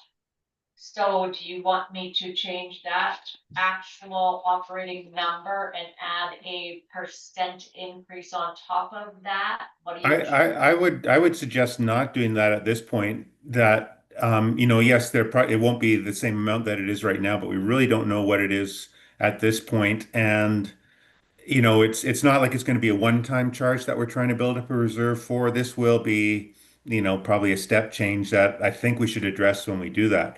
However, one thing I think we could consider doing is there's nothing in this budget that covers if there's a fire response cost that comes back to us, if it's on the MR or something like that. We may Yeah, want that to too, have a fire. small amount in there as a reserve or a contingency for, if we have a fire on there. And if we don't, then perhaps that could be put into a bit of a reserve for anticipated future costs under the new commission. That could be an approach. So we do have a pretty good idea what that fire is gonna cost us. Yes, If it happens, yeah. It's not if, it's just when. Well, And it'll be next year. yeah, like obviously where under our bylaw, if it can be attributed back to a property, then we'll collect against the property, but No, I'm talking the county. she's talking about the annual thing, The Oh. requisition. annual requisition. We know that's going to go up. Let's see. Right now, it Yeah, was, it was around 52 and it's now, for this year, it's right around 50. But we know that's not gonna go down for next year. No, but I guess I'm saying Shouldn't we why, just include that in next year's budget? That's normally what you would do. Normally, yes, I would say yes, but when we're talking the percentage increase that we are now, I'm going back to that dollar cost averaging thing for our residents.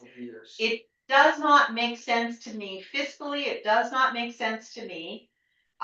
With the knowledge that we have in ambulance, in housing authority, in fire, in possible road, to do a 0% increase this year. It makes Yeah. no sense to me whatsoever, because we know Those are coming. those are coming, and I don't wanna say to the village residents, oh, we kept it at 0 this year, but next year you got a 15% increase because now I have to cover all these costs.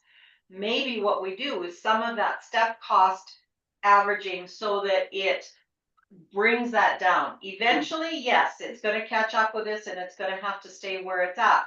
But at least we know and we can anticipate that these costs are coming, and we Build don't it into an operating reserve. build it into an I'm operating okay reserve. with that. You Yeah. can, I'm So- waiting for so- you guys to give me the feedback on Yeah. to you what I, to do. I'm not fully in agreement on that one, but Yeah. I hear your point though. But Yeah. personally, I'd rather put putting the increase when we know what the increase is going to be, and that's not going to be until 2027 anyway. So why make people pay in 2026 for, when what we're collecting is enough for what the costs will be?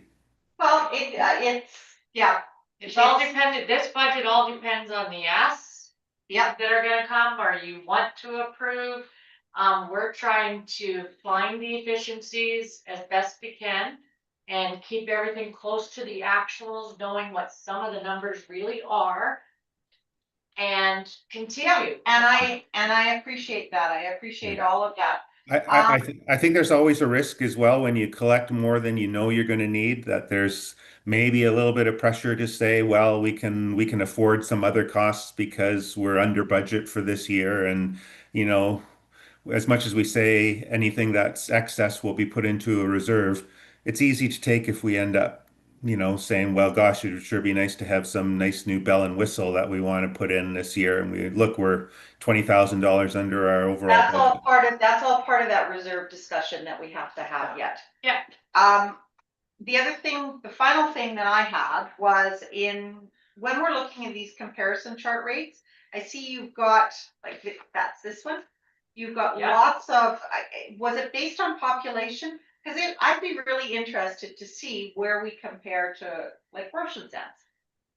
This is actually off of the government website and Okay. this was the greens. Okay, This is all that are comparable, and when they say, But you can pick and add to that. oh yeah, and they tell you to stick with the greens, don't take the reds, because the reds aren't really comparable with you. That's going too far up. So this is comparable in tax and our assessments, and it's a whole number of factors that the government has built into this. So that is actually from the government website, and these were all the greens related to us. But you could, like Leona's suggesting, you Yeah, could just add add Roche, just add- as comparison. Yeah, and then. and it'll show that they're paying more. I per did person. do Roshan Sands in And the other our, one, the other yes. one, I just pulled the ones that are more locally towards us and the I'd like to cities. see that because we're often compared to that. And their 2026 was all estimate. Yeah. because I can't tell you for sure. No. Nobody said. Anyway, yeah, that's the large majority of what I was looking at, other than the fact that I did not want to see a motion today to approve this the way that it stands. I would like to see some It amendment. reworked. Yeah, no, so we'll take and add in those changes. Just a minute. But we're not done, you We're didn't not like- done. You got Paul and. Paul, did you, Sorry. did you have anything? Well, why don't we go with what you've got? Yeah, so we covered a lot of what I got. On the couple minor things. We had done a policy on gifts and promotions last year, and you don't see that in the budget here. Yeah. Okay, yep. We'll make And sure of that. when I look at the detailed line by line budget, I know it's not a real focus right now, but the 2027, 28, and 29, the 3-year budgets, it didn't look like they were entirely correct. It looked like in a lot of cases it was just trended off the 2025 budget maybe, or something rather than trending off the 2026 budget. So You're looking for that. Yeah, that's. We'll look at the formula and make sure it's coming off the 2026, and again, we have no choice but to do the extra 3-year, and we No, just project it that's off right. whatever you yeah, guys. it just looked like it may have been projecting off the wrong numbers there. So just when we take a Okay. final look at it to do that. And let's see. Did you put that one under promo, or would you put it, the gift thing under admin? No, it should go under council. Okay. Let's put it under council.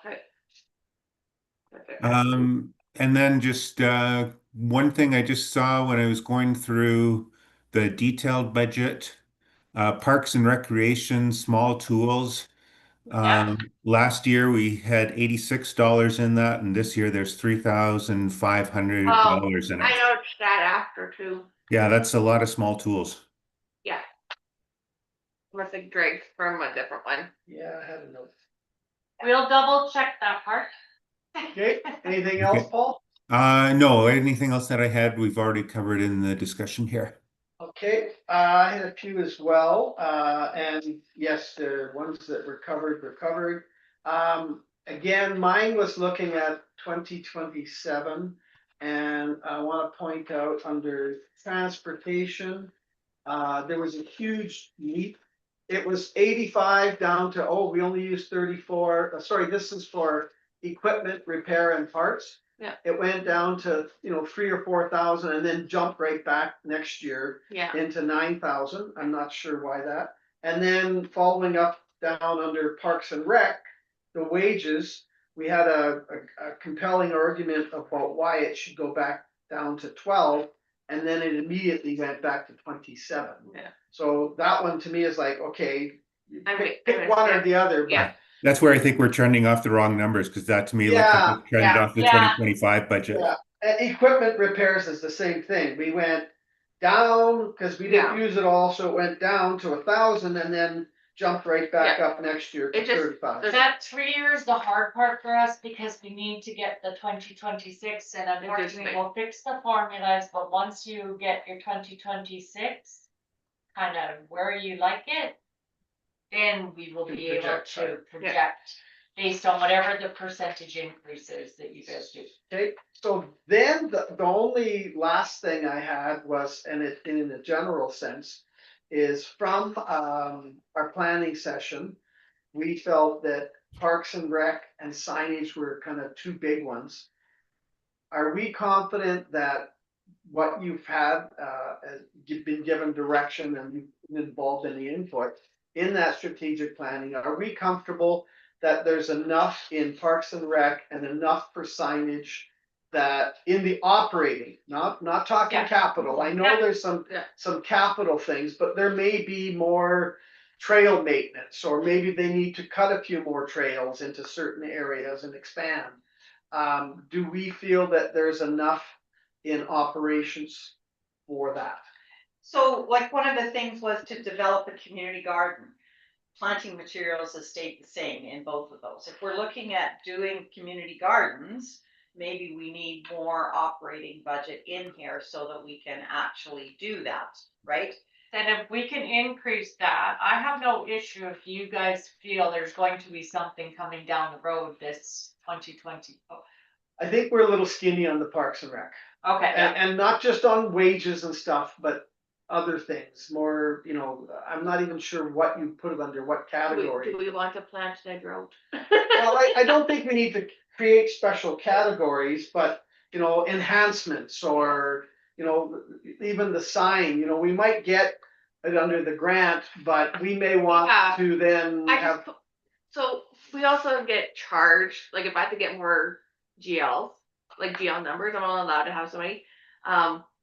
We have to buy more. yeah, We have, so what I do is signs, cause I'm the one that has it, I code all the stuff, I just put it in transportation, so we have a $4,000 budget for transportation, which is pretty good. yeah, that's, Okay. Yeah, a that's- nice- yeah, I'm budget just for signs. giving a cautionary Yeah. thing here Yeah. that that's some of the direction that we pointed you in Yeah. and we pointed ourselves in.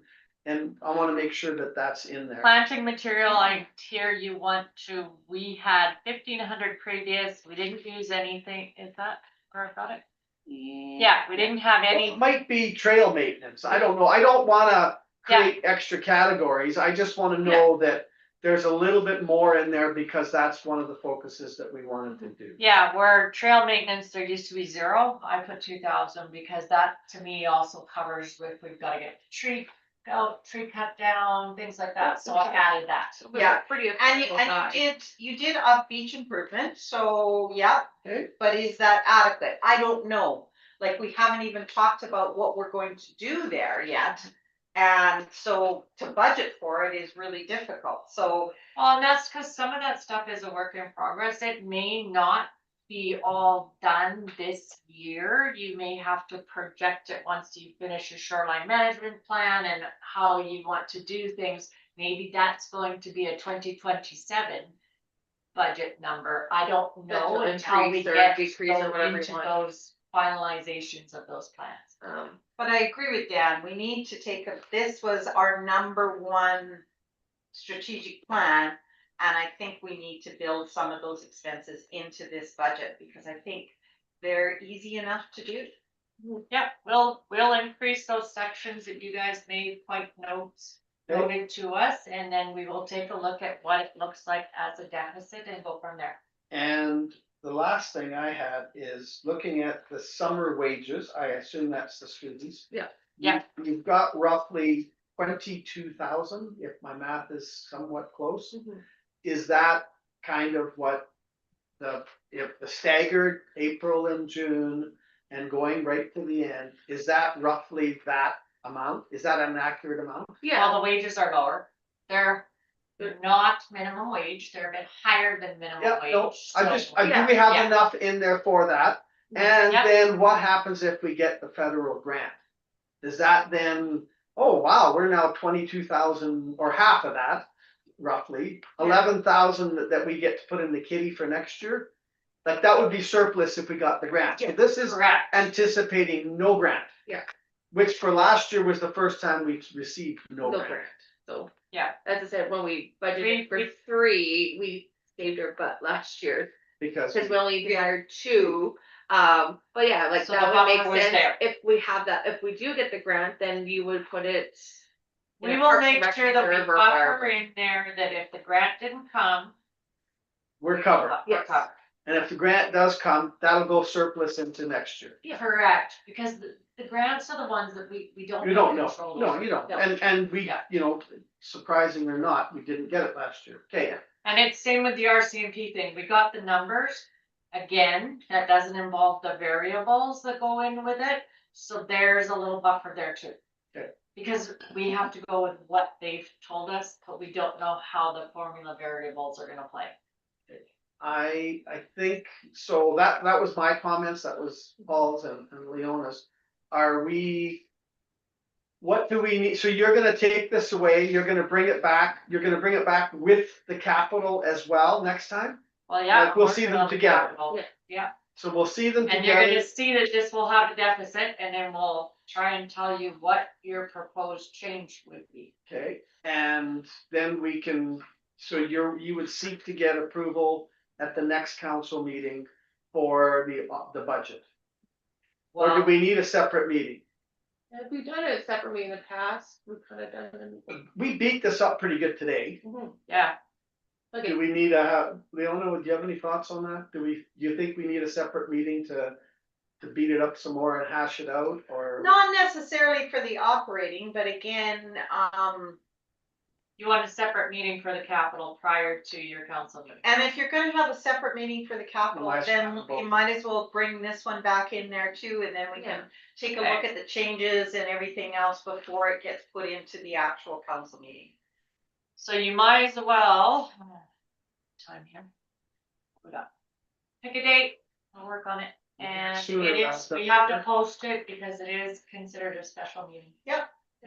So give us some, yeah, how much notice do you need? Something in April?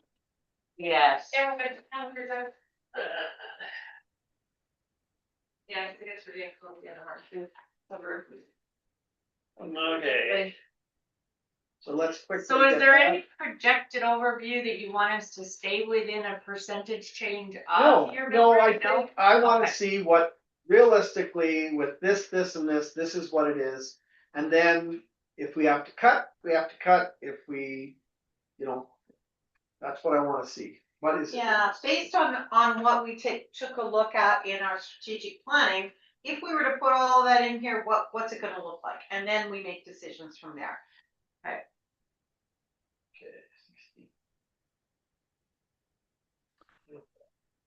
If we're looking at dates in April, I would say the week of the 20th or 27th would be potentially good. We do have the council meeting on the 20th, and I could combine an in-person meeting on the Monday, the 20th with a budget meeting on Tuesday, the 21st or something like that, and be up We there need for it both. before that date though. Oh, we want it before that date? Is there any deadlines before next council that the budget has to be approved and submitted? Let's work backwards from there. We have to have a tax rate bylaw approved by the second week of May. Yeah, So that's when we have to have everything set in stone. Because the tax notices have to go out the third week of yeah, May. we kind of historically done the third week of May. So I we're haven't working looked- back, so working backwards, we'd Yeah. be okay with that. Yes. The only issue that I have, Paul, is right now I'm back at work and it's tax season. So Okay. coming 2 days together in a row like that really puts me behind the 8 ball. Okay. I'm okay doing 1 day a week, but having 2 days in the same week, back to back would really, What would be your suggestion? like the 13th maybe. Is there anything even the week before? That's what I mean, April 13th. 13th would be, 13th, okay, that'd be good for you. With the 13th, you would do that remotely then, Paul? Probably. Or the 17th, If like Monday or Friday. yeah. The Sure, 17th what works would- better for me. Sorry, what? I didn't hear what you guys said. 17th of April, which would be a Friday. And then the Monday is the council meeting. Right. I could do that, and I'm not sure whether I come up in person or do that remotely, but I could do that date anyways. At least the 7th, if we did it on the 17th, then that gives me time to work on the weekend to make up the time that I missed on the 17th and the 20th, so. Okay. So we're saying 17th? Yeah. April 17th. I know that's a Friday and the office is typically closed, but That's fine, we what still time? gotta put it, post, everything goes out, it'll still get yeah, streamed. because I would like to have some final decisions on that date and then approved in council on the following Monday. We can't, because we'd have to pull everything. Your agenda goes on. Oh, Yeah. Yeah. well, we So could put it on the agenda. Oh, just the full package wouldn't be available. it wouldn't give us enough time to build a tax rate bylaw or anything and or build the whole thing in. Oh, so then do you wanna go the week before, the 10th? Yeah. I've got a Stettler Waste Management in the morning on the 10th. When is the May meeting? The May meeting is the 19th, because we follow the May law, so it's the Tuesday. So we would have to have a special meeting to pass the tax rate bylaw. Yep. Okay. So we can do a special meeting earlier in May just to approve and pass the tax rate bylaw. And keep this especially the 17th one. Because once you are fine with the budget, we would build the tax rate bylaw and you'd pass it. So at the we'd same still be time okay by not doing it in April and just bump it into May. In a special meeting. In a special. So we'd have to have two special meetings. We have to have a budget Well, yeah. meeting in April Yeah, and and a then, pass and you, well, And now it works out better because then the auditors are done and we have the final audit numbers. We but they're doing, we usually incorporate them. they're doing field work Yeah. this Thursday, so maybe even the 17th, you can have them come out too if it's ready by then. Yeah. That could be, that's hard to say, Yeah, that it's could hard be to in the say, April yeah. meeting. Are we back to that? Let's get this, so the 17th works? Yeah. Okay, April 17th, 17th for the what time? budget meeting? Is that what you're Yeah. saying? Yeah, okay. Budget. What time? why don't we just 9:30 seems to work? Okay. 9:30 for the budget meeting on the 17th of April. Okay, anything else that you need feedback on this, the operating part? And we will see that Roshan included in here on the one, right? And Yeah, Roshan actually, they actually passed theirs. They pulled out the fire and they do like we do now, and it's moved into a special Which we did. Assessment. tax. Yeah. No, it's moved like we do our road use agreement. Yes. So that then made it where they could do a 1% decrease in their mill rate for this But that year. pulled that 50 grand or You whatever. put it all, yeah. So Correct. if you put it back in, it would be, So which would then meet my concern over the fire if we pull it out the same way. And it's a special assessment, the same as what, we've got the road use agreement, then that might actually, then we'd see it Then each I year don't- separately. yeah, then I don't need to worry about whether or not we Yeah, 'cause compensate. you're go by parcel or whatever. then that by is, if you assessment. guys want us to build the special rate the special tax bylaw to include fire now pulled away. Cause it is a requisition, we have no say. That in We it. have no say in it. And so- that would go by per parcel. Could we do a motion first to say That would- we're having a special meeting for operating capital budget on Friday, April 17th, 2026, 9:30 here at the I'll office? make that motion. Thank you. All in you. favor? Yay. Yeah. Okay. Just the other comment on that, if we can have the capital budget before the 17th, like as soon as you possibly I'm can. working on that, I'll have yeah. to post it on to 14th, the 3-day thing. So No, that's- just whenever, Yeah. because as soon as we Just give it- possibly yeah. can. Yeah. Yeah. Because then we can take a look at it compared to this and see where we're going. Okay, and so what do we want to do about the fire? We know this is an annual requisition to have that availability and the use of those services. Do we want to pull it out? What's the common practice here? Good question. Like, Roshan did because they did it. They did it because their increase. Was that they like would have- 16% or something. Yes, so that's huge. Okay, And this allowed them to be able to create a balanced budget it's- without having to do a huge spike.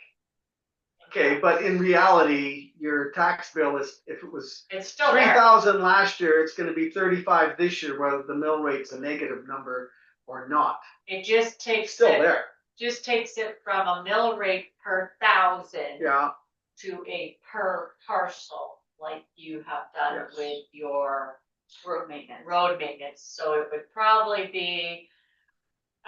Can you just do a quick calculation, 400 and, Uh-oh. What is it? 403 taxable properties, right? Yeah.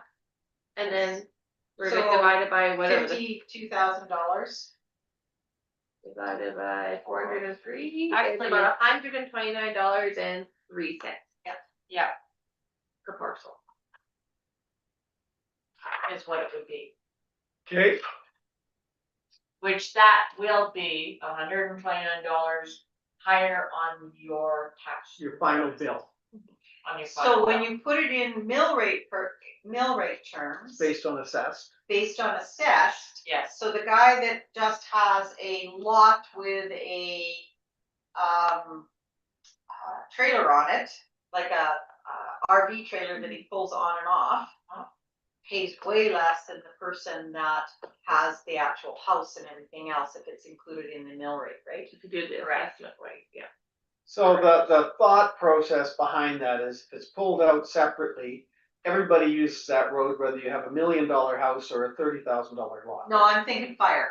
Okay, but Yeah, the road, road, that's why yes. the road was put. That's why the road. Okay, now if we think that same logic over fire, does the person that has, an empty lot need the same fire service as the person that has a house? Got a question. there was a And chart. the cost of the actual putting out of the fire is borne differently, but this is the accessibility to that service. Okay, go to the chart. Hmm. Bear with us, Paul, we're gonna try and pull something up. Okay, Now, if you start scrolling down. There is, right, oh, no worries, stop, go back up to the mill rate part. Yeah, right there. To select. You want me to share that to Paul? Yeah, share that to Paul. Give me a second. Figure that out. So I'm gonna share just some calculation stuff that I didn't get a chart pulled Be less up for for it, but property it owners and more explains for some. empty lots. It's just that. So I think fire is a difficult one. You see it? This thing? it's coming up. Yeah, I can see it now. I wanna show you guys that this mill rate here, I did a kind of a chart to try and figure out how things worked in the previous time. So in 2017, the residential tax rate in the summer village was 1.3836, okay? Okay. And the minimum tax at that point in time was $275. Your non-res was 4.6538.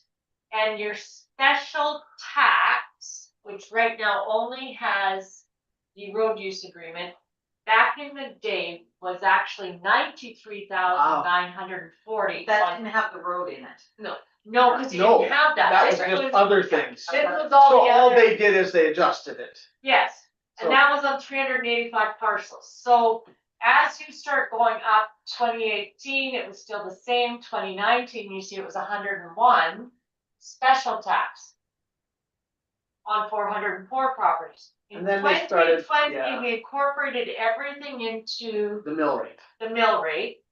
And that went on to 2022. And in 2023 is when we got the road use.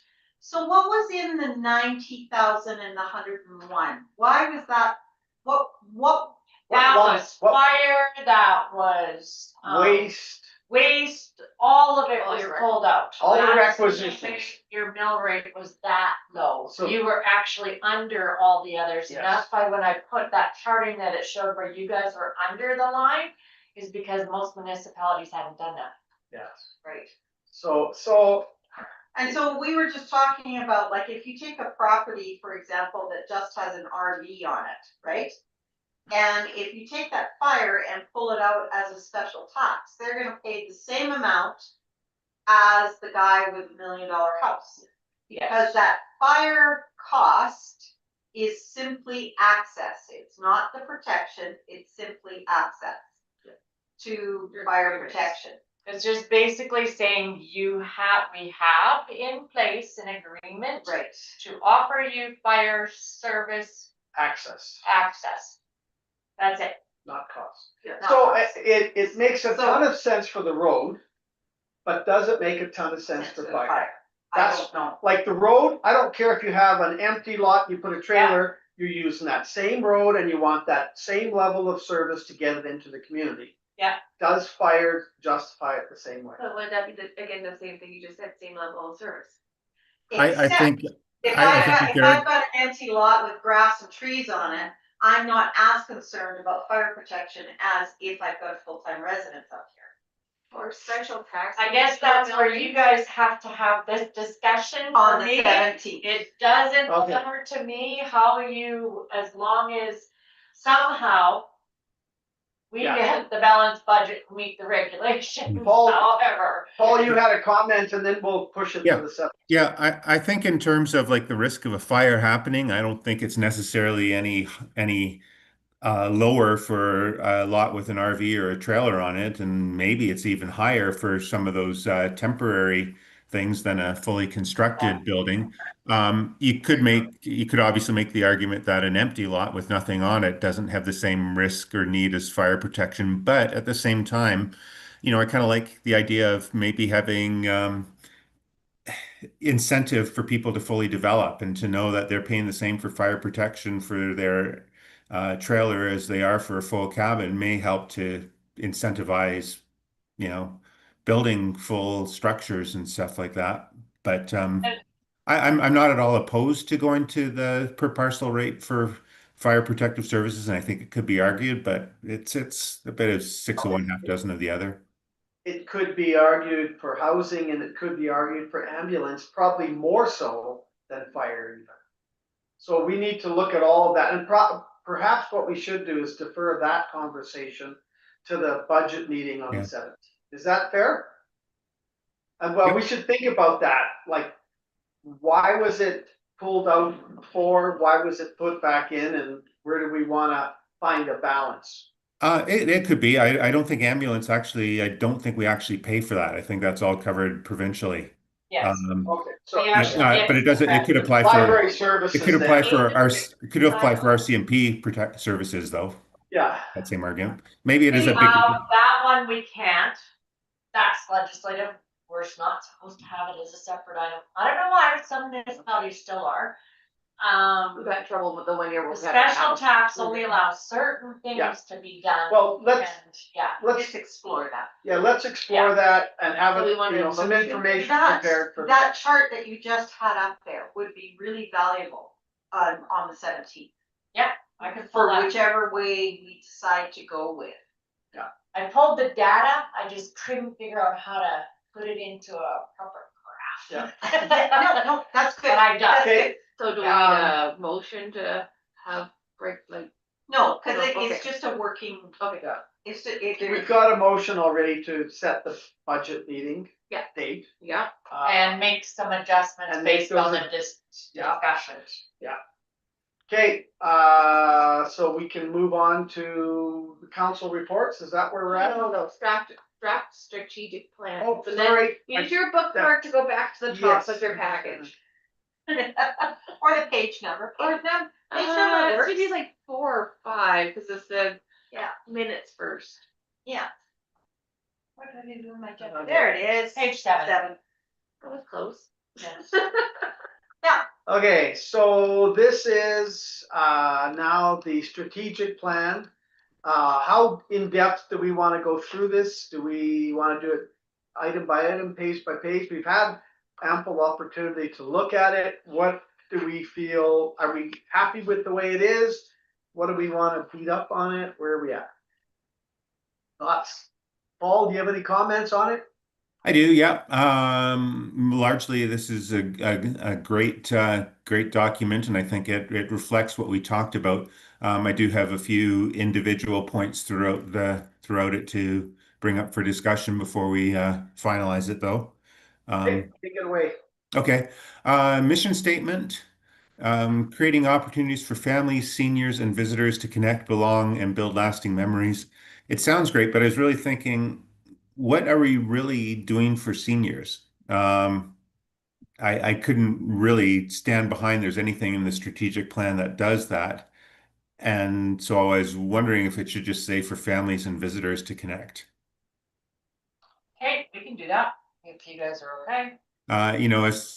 As our council rep for the housing authority, I don't know if I should really be Because saying we're that. not doing anything for seniors doesn't mean that we shouldn't be. Well- And so if you take it out, then it's, we just ignore seniors. But Well, if you put it in there, That's a fair point, but then I think within our visions for 5, 10, and 30, I don't think there's much in there that really addresses that. Okay, let's Yeah. go through the rest of it then. Okay. Okay. Sure. Um, let's see, what else did I have? Just scrolling through quickly my comments. Future vision by time horizon in 5 years. So I'm well ways down on that. Just to comment on it, in 5 years, we see a more vibrant community with increased activities and engagement. I just felt in that case, it's saying more vibrant means that we're not vibrant right now. Just a little bit of semantics, but I would just say vibrant in community with increased activities and engagement because I think that's a strength already right now. So where's that? Just remove the word more. After part one, Under 5 years. Under Future 5 vision years. by time horizon under 5 years. Okay. Fifth bullet, remove the word more. Yeah. Okay. And then if we skip now a few pages down to the specific priorities, number 4, shoreline management. Yep. The third bullet says development standards for upland owners to help preserve environmental quality. I wasn't sure what that's referring to and even what an upland owner is. That's a weird one, yeah. I That's the didn't, one that behind backlot, we also That's call a that. back lot. That's what you're Just another called, term. because you have the MR there. Yeah, that's why they're saying upland. I know exactly what it means. So how's that? would we have different standards for these lots than the rest of the community? And I'm not, yeah, I wasn't really sure what we were Backlot getting. owners do not have concerns over the shoreline management. Other than, I would argue that the whole community has this shoreline management concerns, not just the lakefront owners. I don't know. I just wasn't clear on what that was referring to. So how development standards for upland owners, I'm thinking shoreline. The upland owners against shoreline.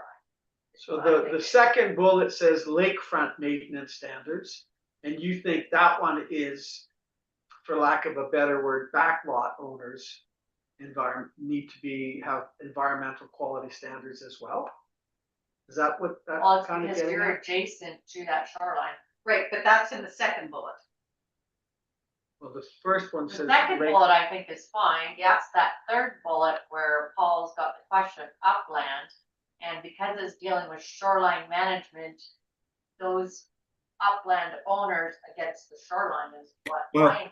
that third point doesn't necessarily talk about shoreline. It says development standards for upland owners to help preserve environmental quality and maintain the aesthetic character of the community. That doesn't even say that anything to do with Well, the lake with there. the exception, if you think that through, just because I have a backlot doesn't mean that I cannot apply to put a dock in the lake.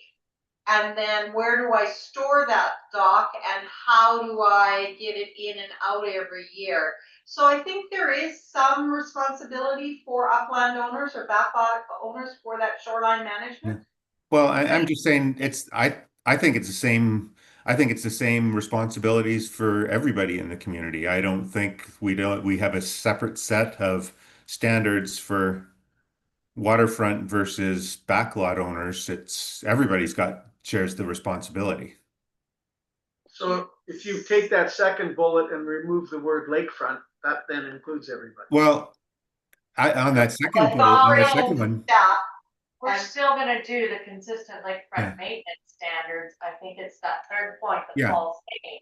we're I would maybe change lakefront to shoreline because we're confusing lakefront with lakefront lots. Yes. I think that should be established consistent shoreline management standards for White Sands operations staff because that's part of our lease. I like that. And just remove the word upland, develop standards for owners to preserve environmental. Sure.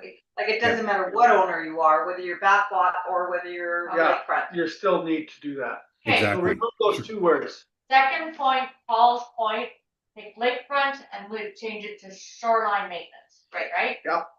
And then pull the word upland out.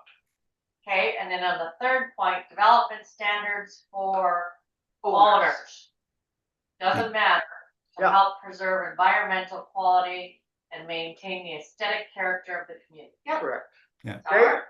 Okay, that's great. That's perfect. I like that. Okay, jumping down to number 6, safety. I would encourage us explore a village-owned fire response unit. I would say village-owned or South Shore co-owned. Village owned or south shore. So I think that would be the best. Yes. The best thing is ultimately to have a South Shore Fire Department.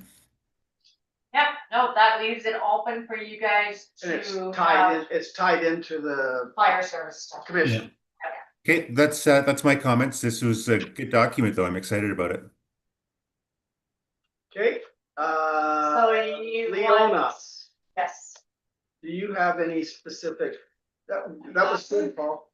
can you go back to the mission statement? You guys were having a discussion. Oh, I would like to leave seniors in there because I think that it's part of our community, it's part of the face of our community. We have a definite senior component, and if you take it out, then it's sort of like, oh, well, we don't really care, we're not gonna worry about it.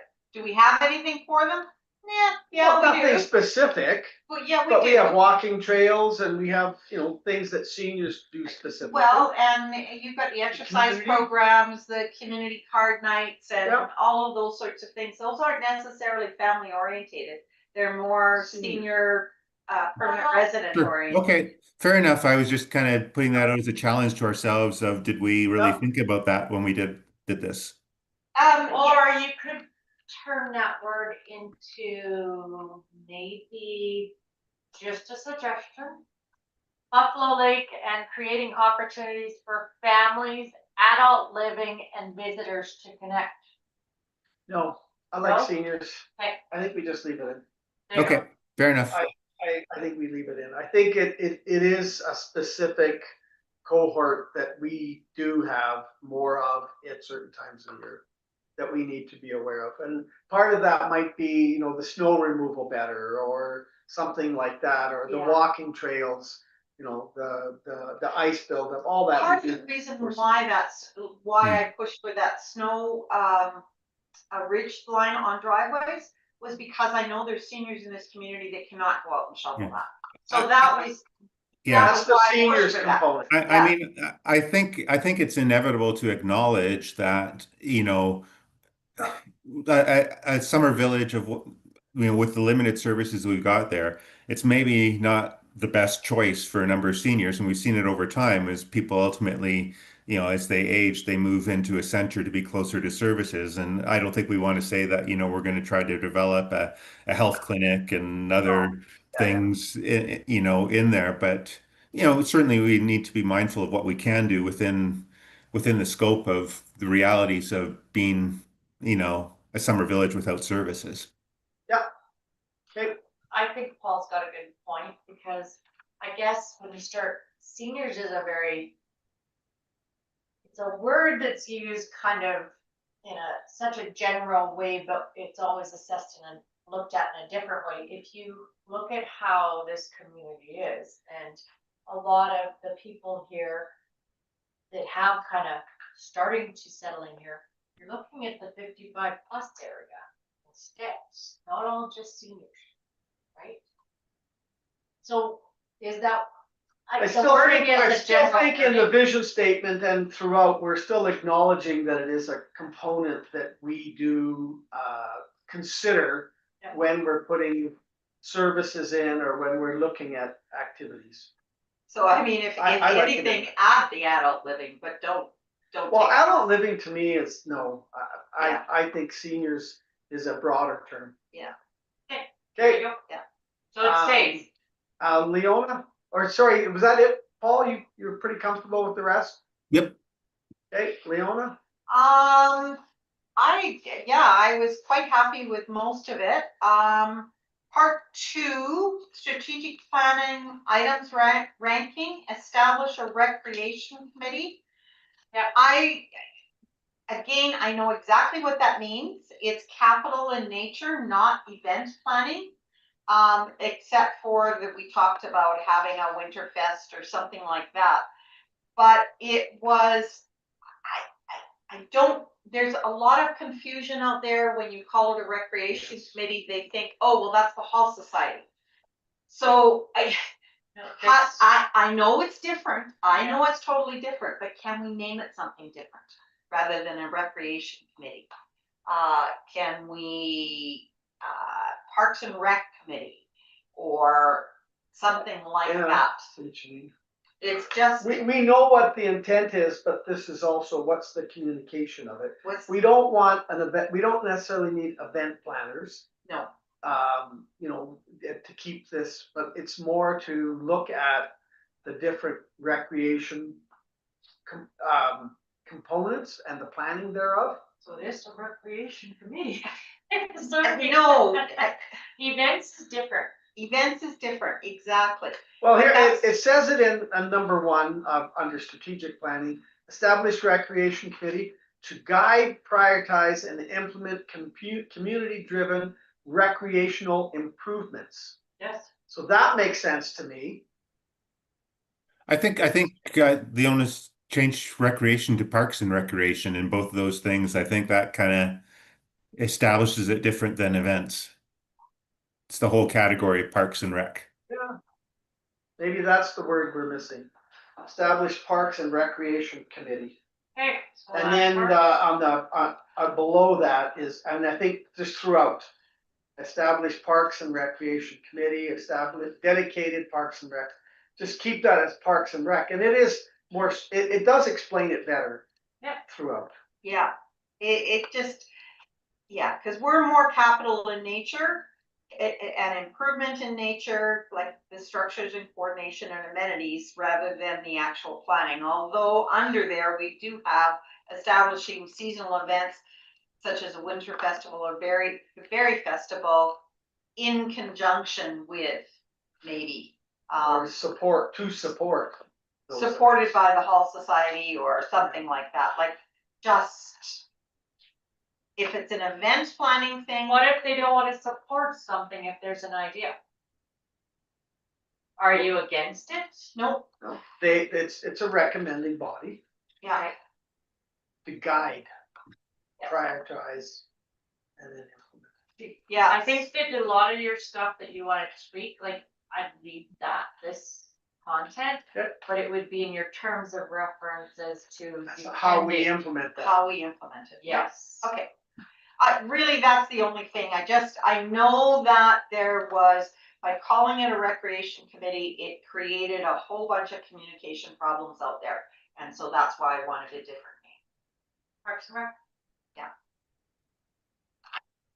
And I was good with all that as well, and those changes.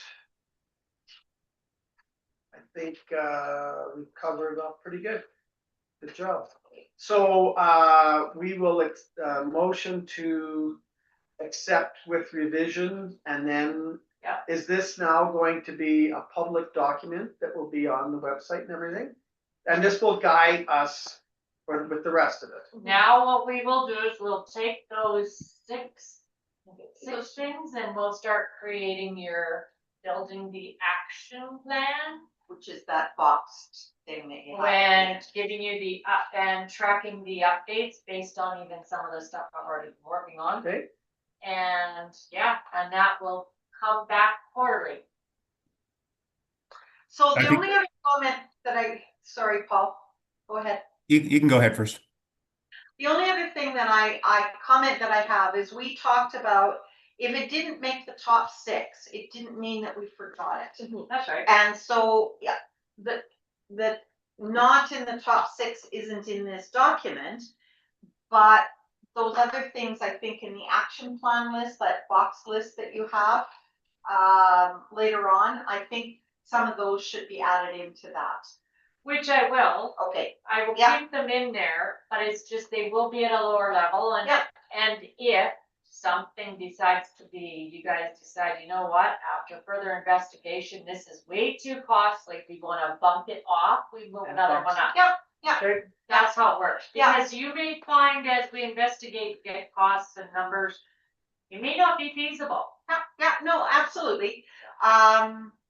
Like, it's not a hard cut dry that you're no, gonna and do. the We know exercise that. was what was important. Yeah, we know that. I just don't wanna lose those bottom things. Some of them didn't get high priority because we knew that we were already working on them. And so I don't want them to disappear off of that box list that you No. present us at the end of, in the CAO. We will, it'll become part of my section and it'll be listed there and it will say strategic plan and these are and where we're at. Where it fits under. My Yeah. my comment on that is, this is a really valuable document, and the real value comes in us looking at it on an ongoing basis. And quarterly revisits of it are good, but I think even beyond that, this is something that should be on the tables for each of our council meetings or pinned up on the wall. And, I think we should be getting into a habit of flipping through it on a very regular basis and just say, like, how are we doing on this? And making sure that it's guiding us, all throughout here. So, but in the past, like the last time, I think it kind of just seemed to disappear and was looked at when we went to redraft it. And I think that's a real opportunity we can seize on here. Agreed. No, we'll add it just like we would the action list, it would just be your strategic plan action list. Okay, but yeah, have copies available each meeting, just sitting there on the table or something like that. Yeah, And even to draft this, mission statements to put up in here. yeah, we'll work on that. Okay, okay, so we need a motion to accept and Yeah, then a direction to administration to make the changes. yeah, to approve the strategic plan with the following amendments. Yeah. Okay, so moved, all in Yeah. favor? Yep. Okay, This is Paul. ambulance, over to you, Paul. Do we need to take a little break or are we gonna? Okay, well, 5-minute recess, is that okay? We'll start up again at noon. Sounds good. Go. Go.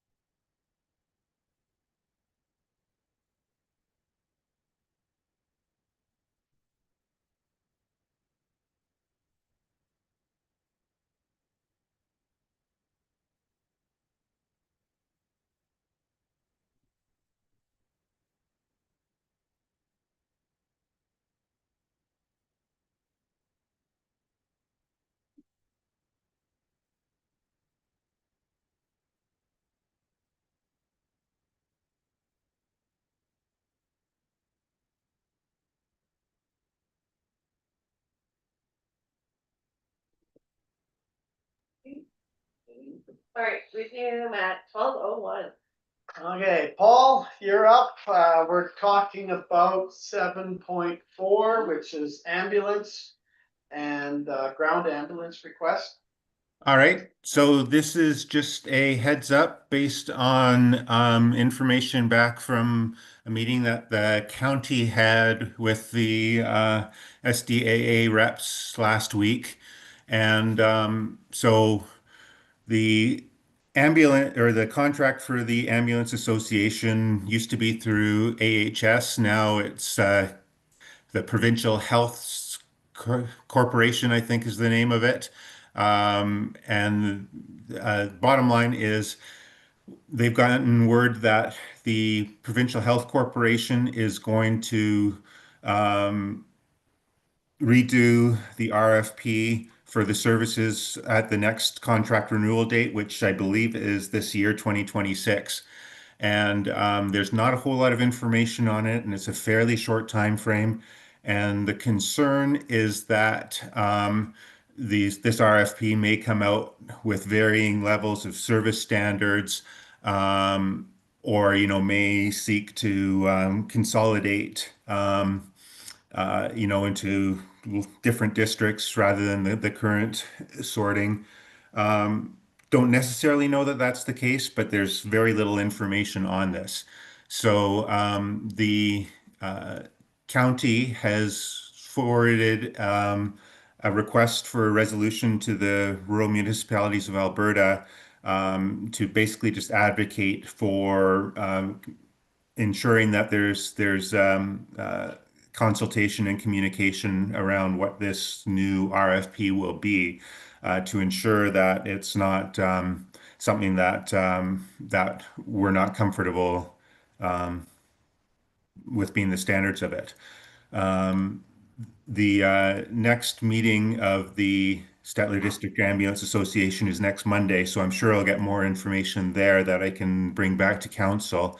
I'm not suggesting that we necessarily need to do any actions right now. We could send a letter in support of the county's letter, which was in the email that I sent out and can be included with this package. But otherwise, it's just a heads up that this is something that's coming that could have a tangible impact, and I'm sure I'll get more information on this next week. But I don't know if anybody's got any comments or thoughts on how we might want to proceed with this information right now.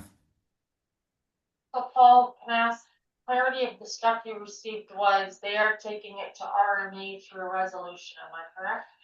Yes, yeah. So Emergent resolution. yeah, so a request for the RMA to adopt this as a resolution that they would then take forward to the province.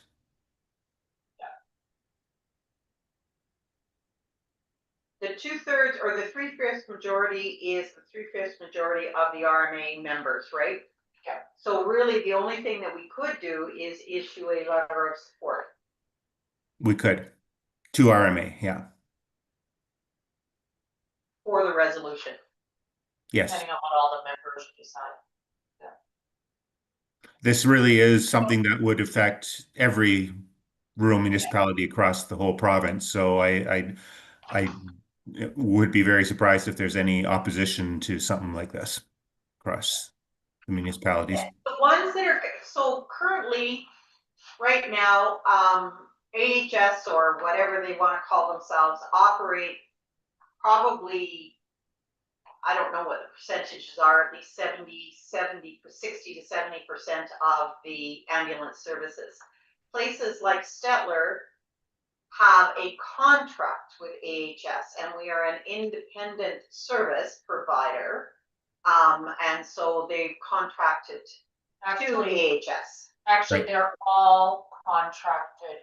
to Right, but AHS, some are but run. Some are independent societies that are contracted.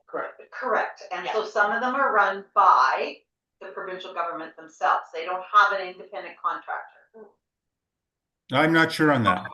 No, okay. no. It On the email that came along, it clarified that ground ambulance services in Alberta are currently delivered through approximately 30 contracted service providers, of which we are one. So it might be the whole province is covered under contracts rather than there being actually But AHS.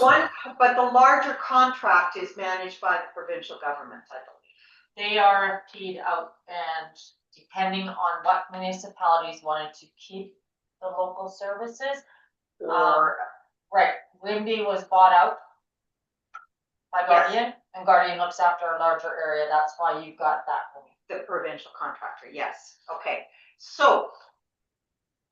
The concern here, I think, more than anything, is that if they go to a different service provider, that we will lose services. We possibly could go down to one ambulance or go from ALS to BLS or anything It's- like that. It's not necessarily the change of contractors, but it's if the terms of the RFP change. And so the Correct. RFP would say, here's the service levels you need to do. Here's, I imagine the boundaries of what this contract covers. And, they haven't given any information on whether the RFP will be essentially identical to the old one. I think they knew that it needs to be updated and modernized in some ways. But the concern is that this may also be a cost-cutting measure centered on a reduced level of service, perhaps. Right, which is where the further be it resolved is the most important part of this, is that we want to maintain the current levels of service, response capacity, and community coverage. Right. That's the most important part of this whole resolution. Yes. And I think every community is in support of wanting to have that. That's why it's going. And The the county's letter taking that, it to RMA is due to lack of communication. and the response letter from the manager of contract strategy and performance, emergency health services, basically does not address any of that. All it really does is, well, there'll be a transition period that things won't change. This isn't, yeah, and this all isn't a it does. response. This isn't a response letter. This is what kicked it all off, is that they said, yeah, Oh. this is coming, and Gotcha. it's right now just promises that the communities will be consulted, but it's a very short timeline. So that may, how genuine that consultation will be is the concern. Yeah, So well, this is, it doesn't even commit to consultation. All it does is saying, we'll put a transitionary between the old way of doing it and the new. That's all it does. Yeah, and true. it may go fast, it may go slow, it could be a year, it could be two, nobody knows. So what do you think we need to do here, Paul? Well, we could just draft a letter in support of the county of Stettler and add that to send that to the RMAs as well.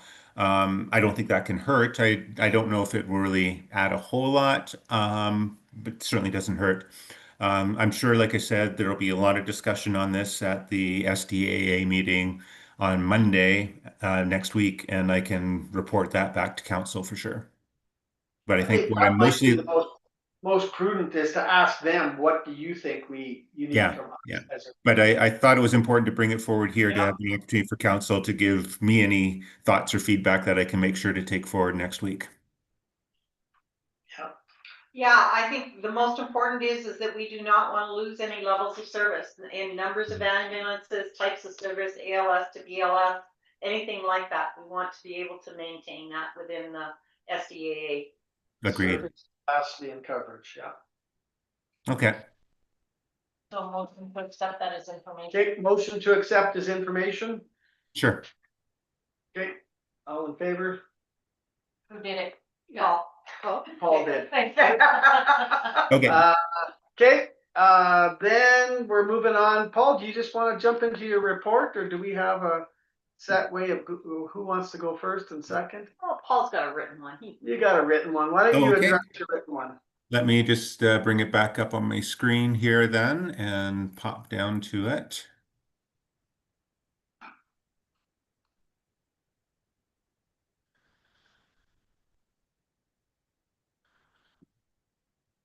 Page 75. My whole report will be less than the time it's taken me to find it. Page Okay. 75. Here we go. No, say, just ask any questions. So the biggest thing I have to report is great news from the County of Stettler Housing Authority that as of March 2nd, update received back that the CRA has issued a letter confirming that the Housing Authority's tax exempt status as a registered charity has been restored retroactive to the September 2022 date that we learned far after that fact that it had been revoked. So this comes down to missed filings of the that are required annually for charitable organizations with the CRA that were missed starting in 2022.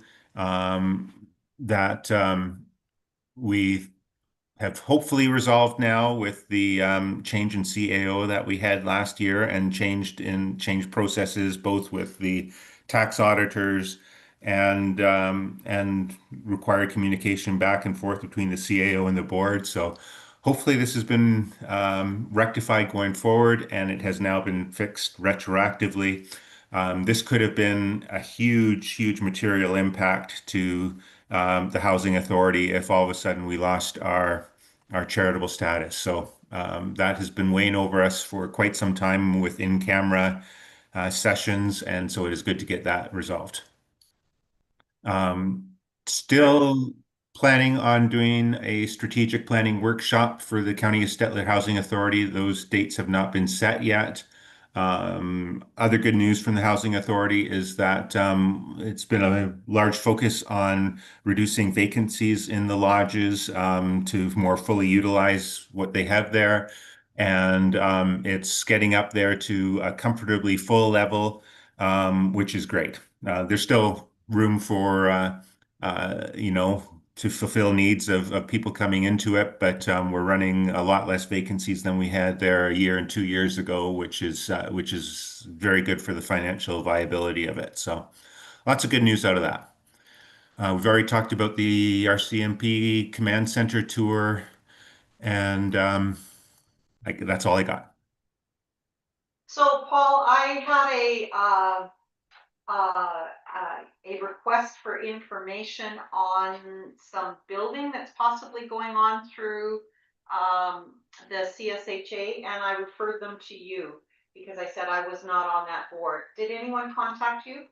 I have not been contacted by anybody. The only discussion that I've heard about is the Housing Authority has been approached on whether there would be any interest in building and developing a group home, which is not really under our mandate and probably is not something that we would be interested in pursuing. But we said that, we'll consider information as it comes forward. This isn't anything that's come forward formally, but I do know there's been some discussion on this.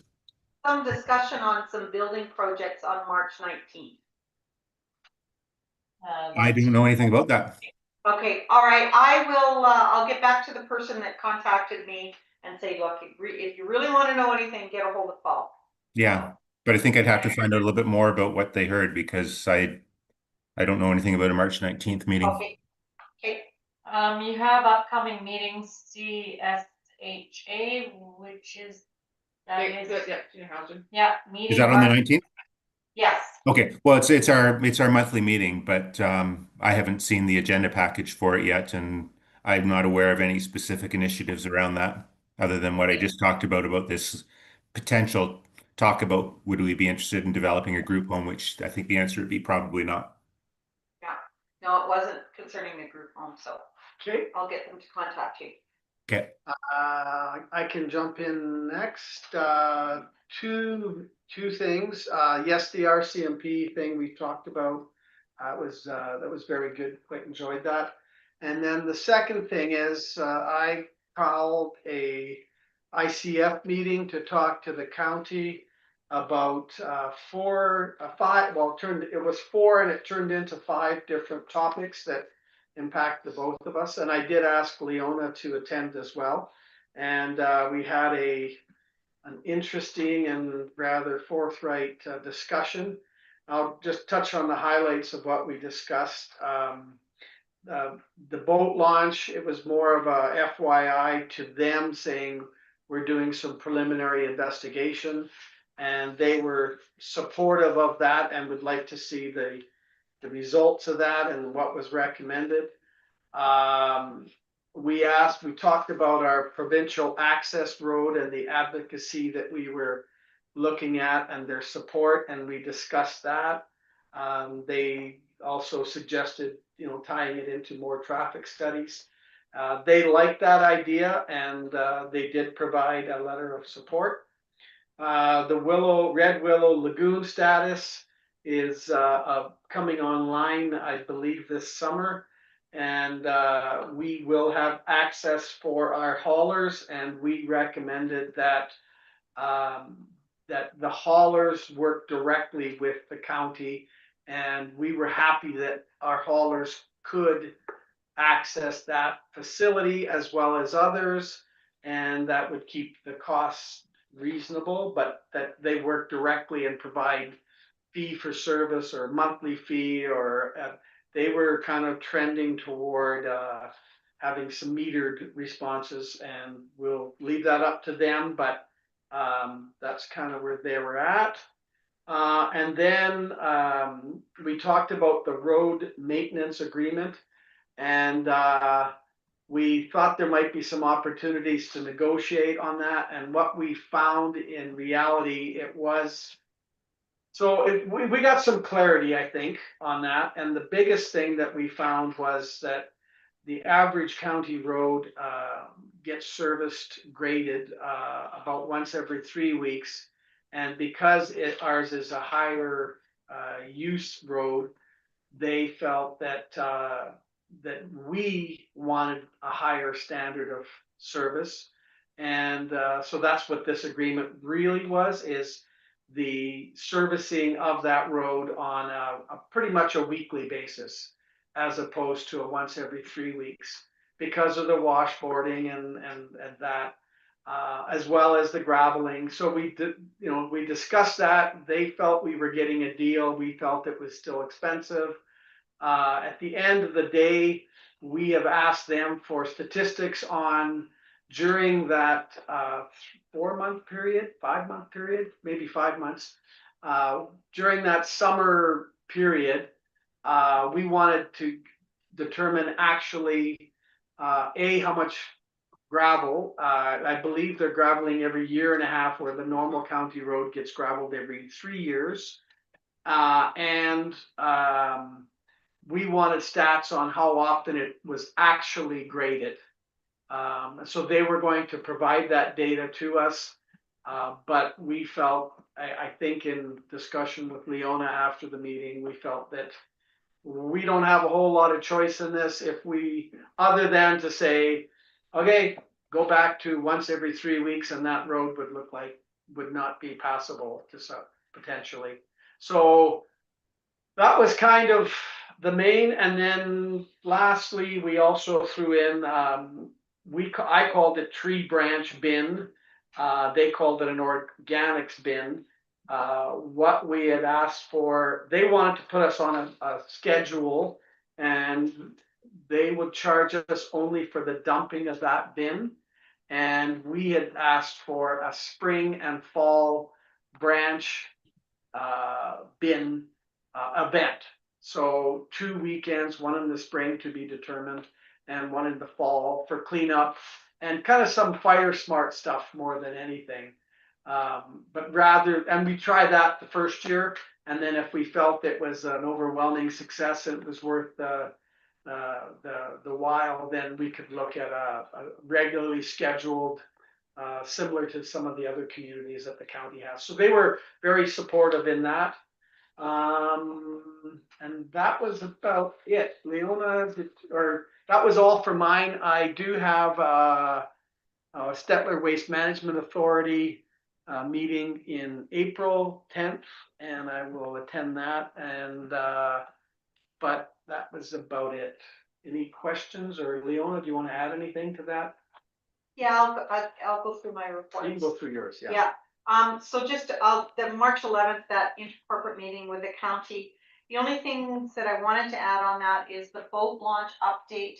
They did mention that they had secured some funding from Bar W for the White Sands boat launch in their land development proposal. So when we're looking at that boat launch, it would be worthwhile just investigating with the county if any of that is available or not.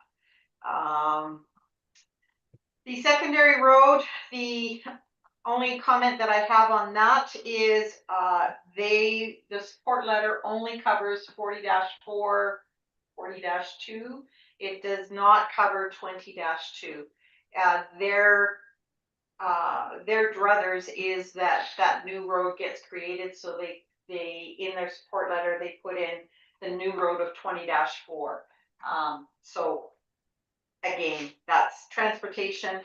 We need to actively contact our MLA and Minister of Transportation and anybody else that we can possibly contact.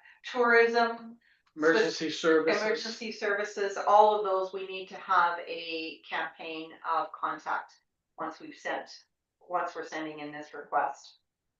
Red Willow Lagoon, the only thing that I have to add to that is, yeah, they do have the lift stations, they've got all the repairs, but they may have to sludge it, so it probably will not be available for use until fall because of the sludging and everything else they have to do. Road use agreement, you covered that absolutely, and the branch pins are fine. Yeah, so that's all good on that one. Parkland Regional Library, February 26th. I attended that one. That one is via Zoom. We are only going to have one face-to-face meeting in a year, and that will be in May. Just some highlights there. They talked a lot about what their services are, both in advocacy and marketing. So they did talk about the SuperNet and the integrated library system, the loaning materials, all of those sorts of things. Access of interest is we also have access to secondary, post-secondary materials, academic materials, if we so choose to the post-secondary libraries. So if anybody needs that, that's there. Of interest, there's 13,000 ebooks, 16,000 audiobooks, 9,400 large print books, 3,300 physical CD books. There's 141 program kits. So that's like a virtual reality event. So those program kits are something that I need to talk to Rhonda at our local library about. Is that something that we can actually add to the summertime here? Is there a specific program that we can run out of the hall that is, because the kits have got everything in it. They've got all the supplies and the whole kit and caboodle. So besides what we ran last year, and Paul knows that better than I do, that's there. Promotion wise, we can also put in a newsletter at some point in time that our library membership, which is free to all the residents of White Sands, that also includes 6,500 different e-magazines and newspapers. And so that may be something that people may not know. I know I certainly didn't know about it. So absolutely, that's something that we'll want to do. Our local library can take advantage of 30% bulk discount if they order through the regional library.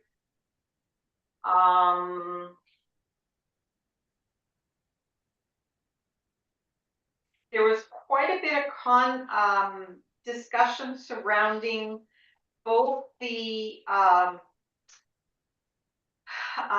provincial. Do we want to separate? Do we not want to separate? Are they will a library host a signing event? All of those sorts of things. Basically, if it's not illegal, it could be within a library, and it's up to the local public libraries whether or not they want to host those events. They encourage the local libraries not to be political, just simply say, here's the space, you manage it, but it's up to them whether or not they want to do it. This is, Separatist, the separatist, Any of the, thing, but right now the big hot topic is the separatist, signing things. Yeah. Yeah. and hosting those events. There was also concern about the libraries, restricting books, basic, and again, it went back to if it's not illegal, it will be in the library. The only issue that Parkland Regional Library has a problem with is some of their libraries exist within the school system. So then they have to abide by what the school system sets up. So there is some problems there.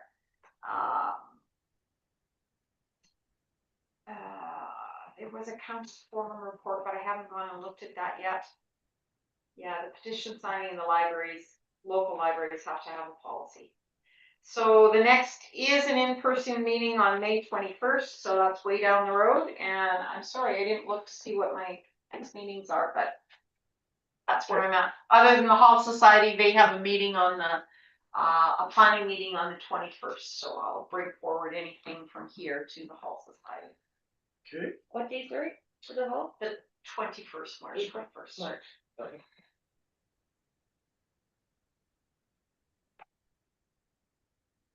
okay, do we need a motion to accept those or motion to accept the councilors' reports? As presented. Can do. All done. Okay, CAO report. okay, you already know about the furnace stuff, so I'm not Okay. even gonna say anything about that. The snow removal, I provided you an update, any questions on that? Nope. Okay, benefits provider, we're transitioning already, just so you know, so we did find that slight little bit of cost savings. But we are moving. Hall internet upgrades, so we've been checking with in on that, and it's coming, but he got injured, so it's a bit delayed. Community postal service, it looks like spring 2026 still going good, so we're just waiting to hear more on that. When spring comes. Yes, when spring comes. Windrow removal request, we had a little bit, this is just information so that you know this request, we did what we could to accommodate. But it was going a bit above our level of service. So just wanted you to know, if people are expecting us to go all the way to their property line, that is exceeding. Yeah, no, all fair. Okay. Fair enough.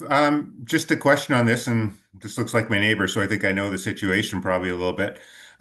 When they're clearing, or when Alan's clearing it, whether he's clearing like in front of the garage or in front of the secondary gate, is there a space in there for the landowner to say, please clear this part of my property versus, I'm not sure if in this case it may have been that it was cleared in front of the garage and maybe the resident was looking for it to be cleared in front of the gate. Correct. It was, the garage area was kept clean.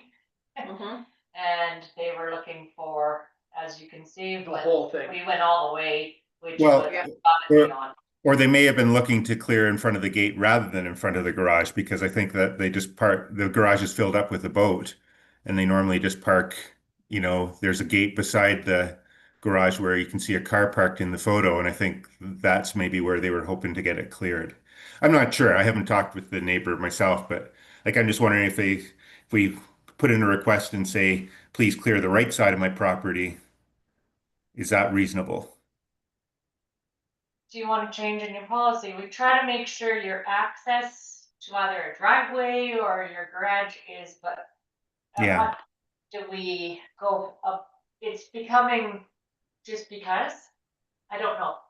Yeah. And I don't know, but I'm just kind of thinking through, But for this one specifically wanted all the way up to the front of the garage and stuff like that, more than our service is normally. Okay. Okay. Yeah. That's fair enough then. Yeah, the roadway access was open. The driveway access was open. In front of the garage, yes, yeah. Yeah. Because then you're gonna have multiple requests that when, Yeah. if they. Al's never gonna keep track of it. Yeah, I don't want to create confusion or problems and Yeah. yeah. Yeah, Okay, so, and then of course we had the internet municipal collaboration committee meeting. The preliminary building code review for the old public workshop. Just a sec, can you go back to the boat launch update? You missed that, yeah. Did I? Yeah.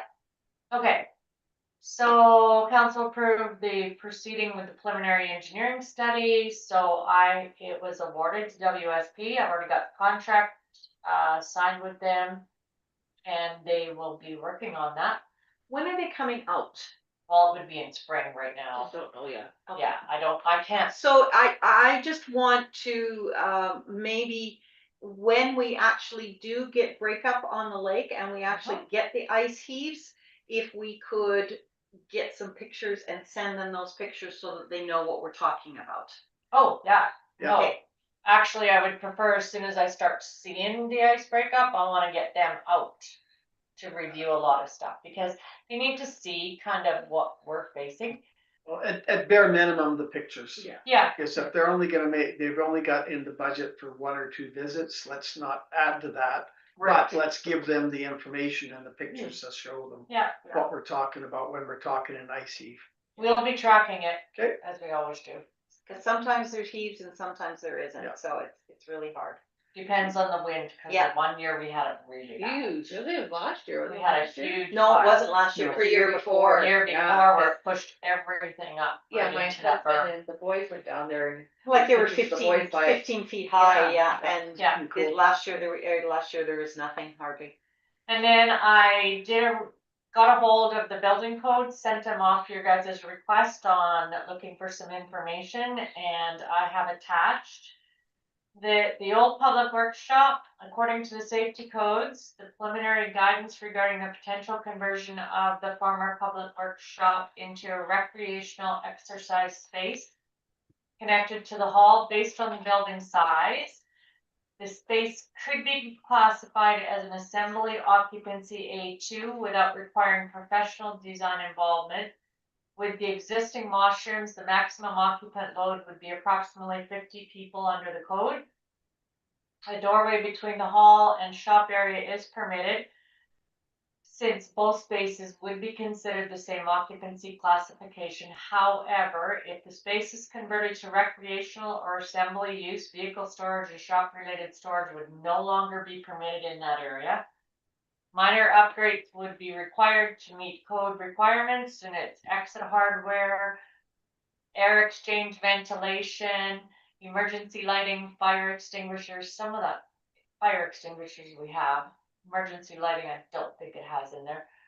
These items were identified as relatively low-cost compliance measures.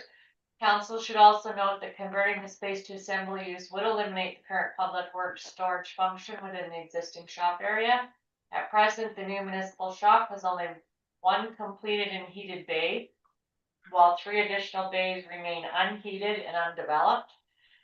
If municipal storage or operational space is displaced from the existing shop, additional work may be required to complete these bays to accommodate municipal operations. So I did a little bit of research for you guys on that. So 3 developed bays, they're 20 by 40 to install a 6-inch concrete floor slab across the 3 bays.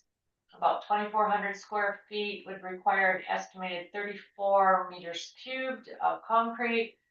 At 35 per meter cube, 30 MPa concrete, we're talking about 10,000. That's not the labor to do all the other stuff. Or the rebar. Or the rebar or whatever else needs.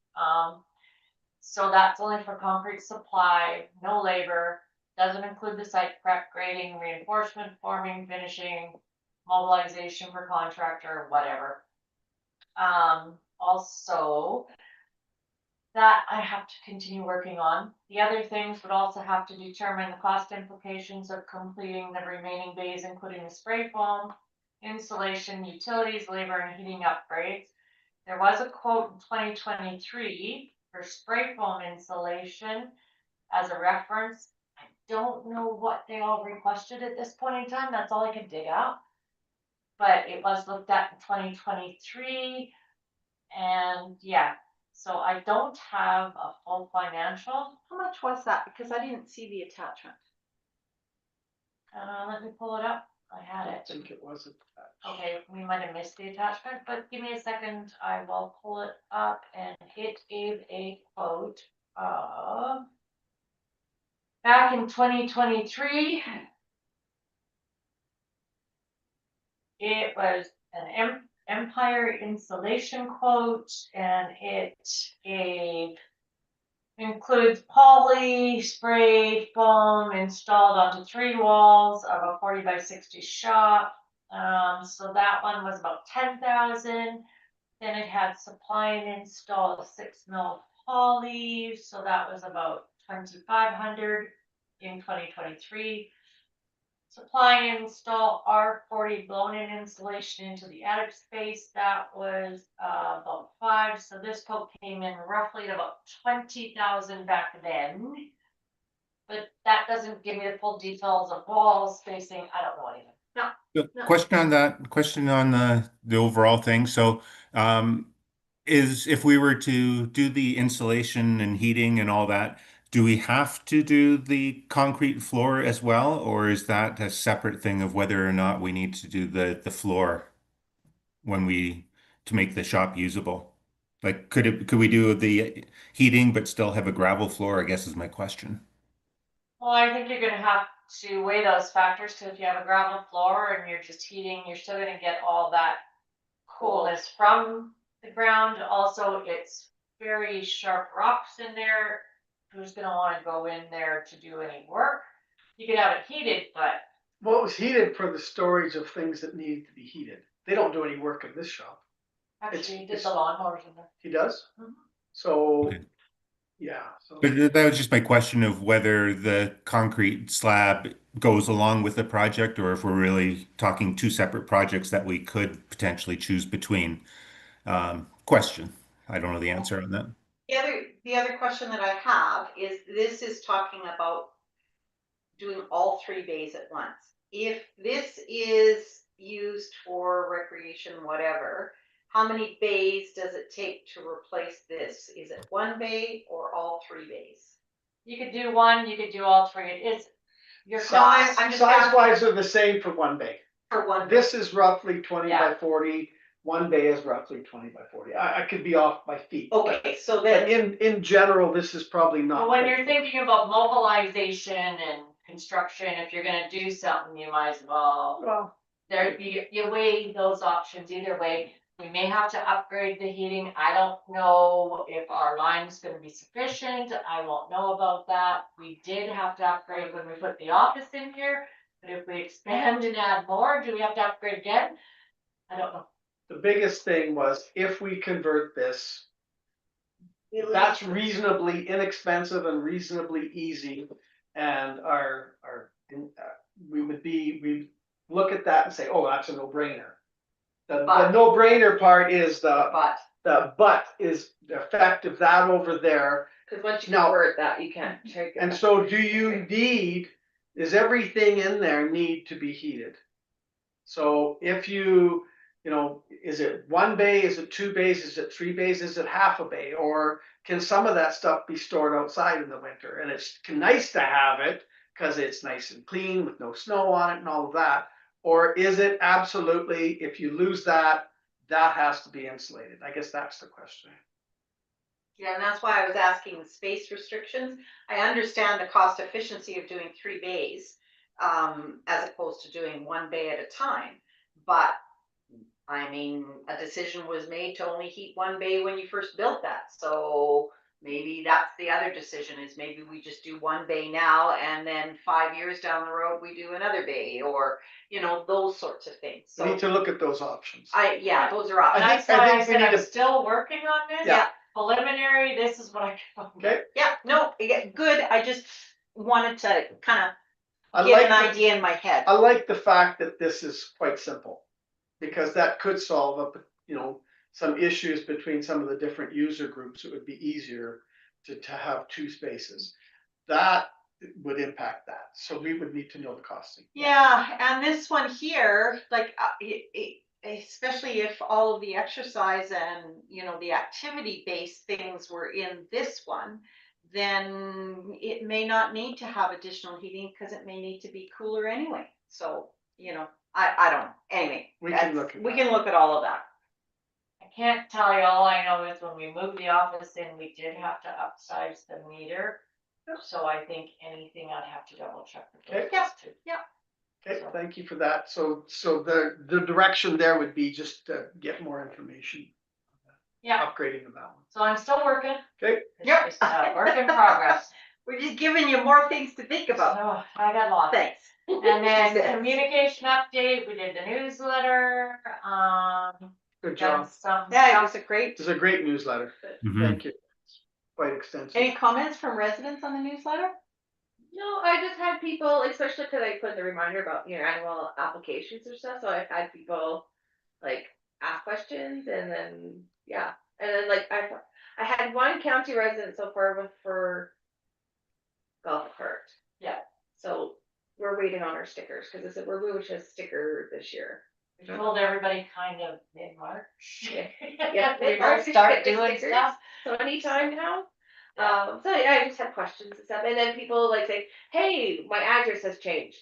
Wonderful, then your tax bill and whatever else will go to the right place. So I have a question about that. When I phoned, I was told I can't change my address on my land title, which is where my tax notice goes to, unless I change it through land title. So what good does it do giving you a new So address? if you give me, so I don't know, we just always had it. You, especially in writing, I go print off that email that states that you told me that this is my address change or email or phone number, and then I just put it in your file and I change it in my system. But if I get it in land titles too later, because sometimes land titles is behind as well, and especially we're getting change of hands.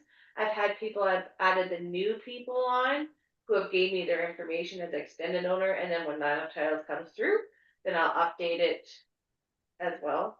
Take the old people off, the new one up, and then I don't know. We encourage people, because if they don't give the right, sometimes they don't give the right information to land titles and they don't wanna pay Or land again. titles screws up. We would like you to keep us up to Yeah, so I just So keep you a don't record. automatically send to just the address that's on land titles, you'll send to your updated address. Yes. date. Yes. Okay, that's good, I know- because with this postal office change, Yes. We all have to do it. we're all gonna have to do it, and so clear communication about, okay, if you give it to us, we'll get that property tax notice to you. Yeah. If it's Most- done hopefully before then, but. Yeah, Most of the bigger issues we have is the newer changeovers of properties. Yeah. That's land the ones titles- we're having we have a lot. Other people, if you've owned your property for a lot, most of them are making sure that we're staying up to date. see, and then you have idiots like me that don't really pay attention to your land titles, and I just moved from town out here, and I had both properties, so I never changed my town. Oh. I didn't tell you, Yeah. because my address hasn't changed. Well, and you get your mail still in Stetlers, so. Yeah. For now. So, For now. yeah, for now, but So let's- anyway, so that, So once people move, like once we get the box out here and they're actually fully in service, and I anticipate a bunch of people will tell me their box office box out here. And then we'll make the changes, like as I said, we document by, like I print off, like I want it in writing, so I print off the email, normally people give it to me, or if someone comes in, I'll have them write it down. And then I can put it with the tax file, that says, yeah, Perfect. I got this change. perfect, it's gonna be a pain in the butt for Because you. land titles too only gives me just the address, I don't get phone numbers or emails either. Yeah. So, yeah. It would be like Paul lives in, and maybe you just change your location in Calgary. And if it was No. being sent there and we didn't know, that's what we're. Yeah, and that's what happened to me, so, Yeah. yeah. that's okay. You skipped over the freeze thaw. All we're doing there is just maintaining and keeping on top of it. Yeah. Right? Any fiber optic update, or can we get one to know, to give some rough idea on timelines? I don't have anything yet, I I haven't did heard send you any. an email. We sent an email to them, we haven't heard anything else back yet, so we're checking, Yeah. but until we get the responses, we just. So it's still work this summer, the deadline's next spring. Yeah. And thank you very much for that response that you Yeah. gave to the residents on Lakeview. That was a great response.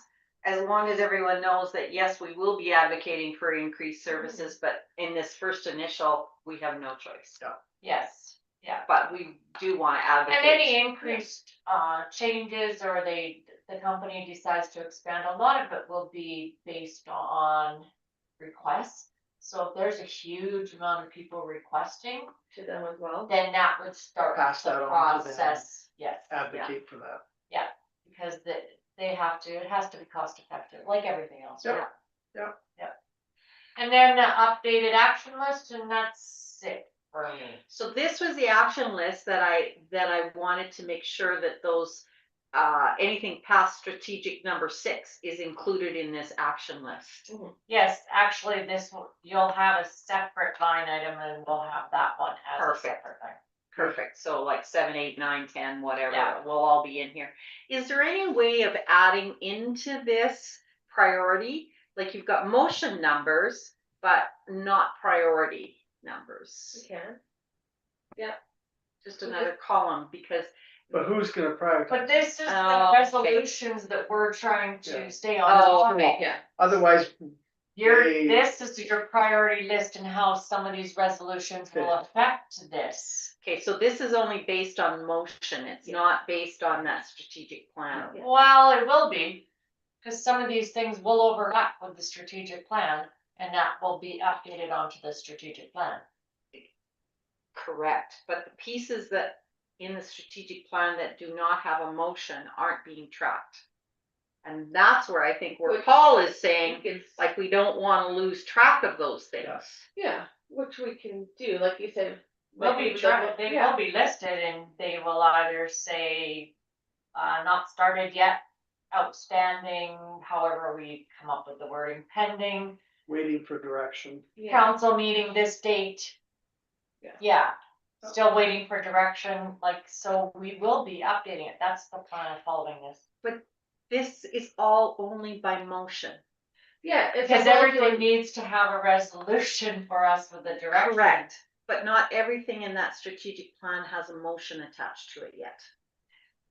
Because you guys just got, I know.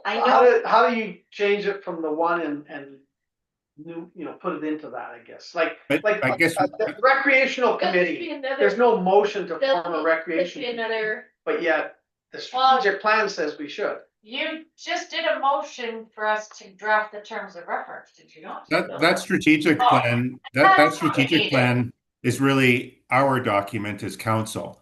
And so now we need to make a motion to say, please go and investigate setting up a strategic or a Parks and Recreation Committee and come back to us. Correct. And we'll do it. So So it's it's up really, to us to poke them. Yes. yeah, it's really directing us rather than directing Melissa, I think. And so we will make motions out of this, but that's where we need to keep it in mind and make sure that we're doing that. And Melissa will help guide us, but it's really our document. What would be really helpful is if there was another chart like this Mhm. that had the recommendations out of the strategic plan that we as council looked at And regularly. that's what we plan on doing. Yeah, but we'll we do like haven't a got similar- to that yet. Okay, yeah, So perfect. we're working in that direction, both of us. Okay, yeah, we'll make Yes. another little Excel sheet that's a strategic Perfect. plan. yeah, Because this to me is the guidance tool. You guys have given me some Yeah. guidance, so now I need to figure out where can I, on top of the day-to-day, well, pull the yeah, things the together. strategic plan will be further guidance, yes. Yeah. Yes. Perfect. Okay, accept the reports as presented. Are we doing a motion to create a tour? Yeah, we Terms of haven't got reference? a motion yet, so do you want us to start working on the tour for the next meeting? On the which? Terms of reference for the Or- recreation. committee. Parks and I think Recreation we haven't had that discussion. I would like to, based that that's the highest priority. Yeah. And the sooner the better. So we should probably, work on a terms of reference. Do we want to go to the original committee, or are we gonna do a call for, hey, who wants to be on this? Thank you, original committee, but now this is more of an operational committee. I think you want to do a different call. Okay. Yeah. So terms of reference based on the strategic planning and what we, and the wording that it deals with structural stuff as opposed to event stuff. So a motion to have administration draft a Parks and Rec terms of reference bylaw. For a committee, Is it a bylaw? not a bylaw. Well, it comes in a bylaw format. Yeah. Yeah. Create Okay. terms of reference for the Parks and Recreation Committee, and then I Yeah. kind of have a call for, I was trying to think of the word of new members, what was that called? Expressions of interest or something Yeah. like that, Yeah, participate. do you have an idea of how many people? And are, More than 3 and less than 6. so, Okay, Those are the so most draft effective things. 5. So So- maximum 5, let's say, max of 5, is that just plus council. volunteers, or you have 5 plus I think council you member, need to or? have a council member on there. Yeah, absolutely. And I think, it would be nice to have a Hall Society member on there. Yes, I like that. Because they 7 in would- total, or we? Pardon? So that's 7 in total then, Do you or? want an odd number? Well, don't you 7 want an seems a odd bit number for? much.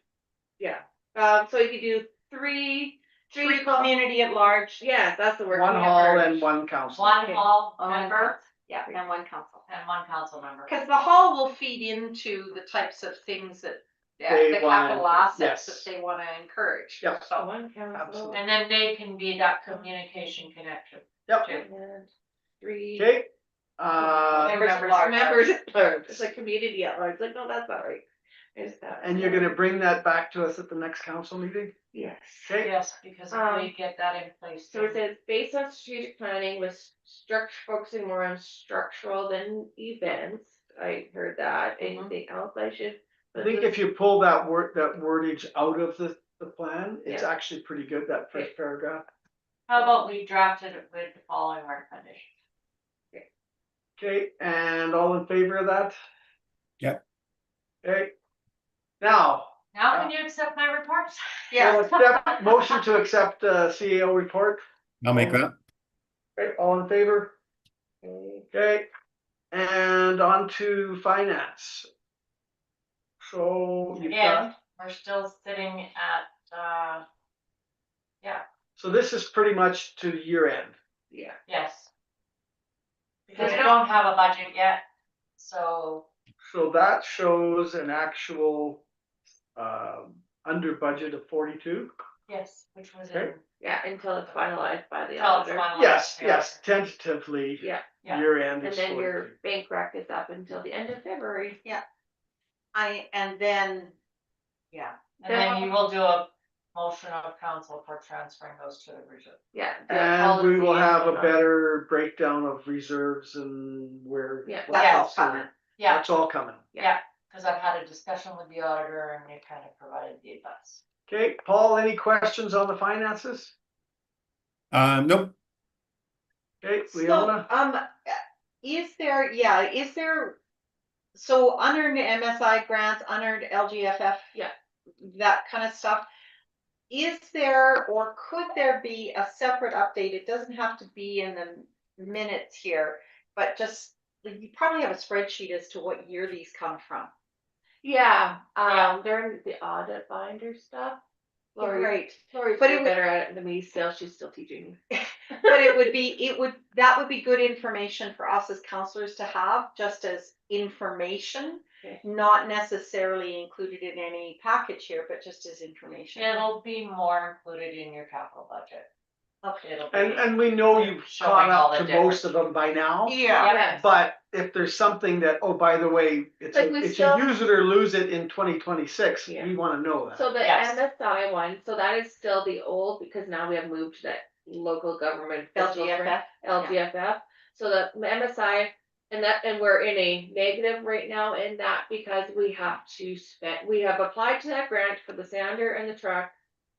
The mini truck, and I thought there's something else. Yeah, There's one more thing. So that doesn't get paid to us until all of MSI is cleaned up.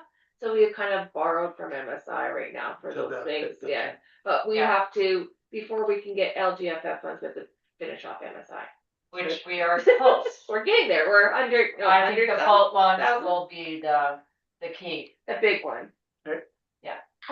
Okay, yeah, it just as a separate information document to us, that would be very interesting, So so. we can have that for, when we do the budget. Yeah. That whole we grant can have it That for- or and- anything. and- Anytime. And Yeah. kind of Yeah. proposed, reserves, like what you're proposing, different categories in the reserves. Oh, yeah, everything. The grants and the reserves still need to be cleaned up, Yeah. so that it's Both more documents- readable. Both documents will carry a reserve balance to show you what's what and what's the grant. Okay, Perfect. any other questions on that?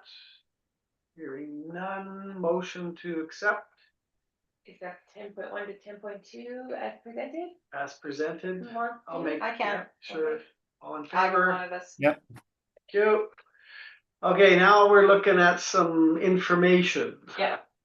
Nice and short mostly.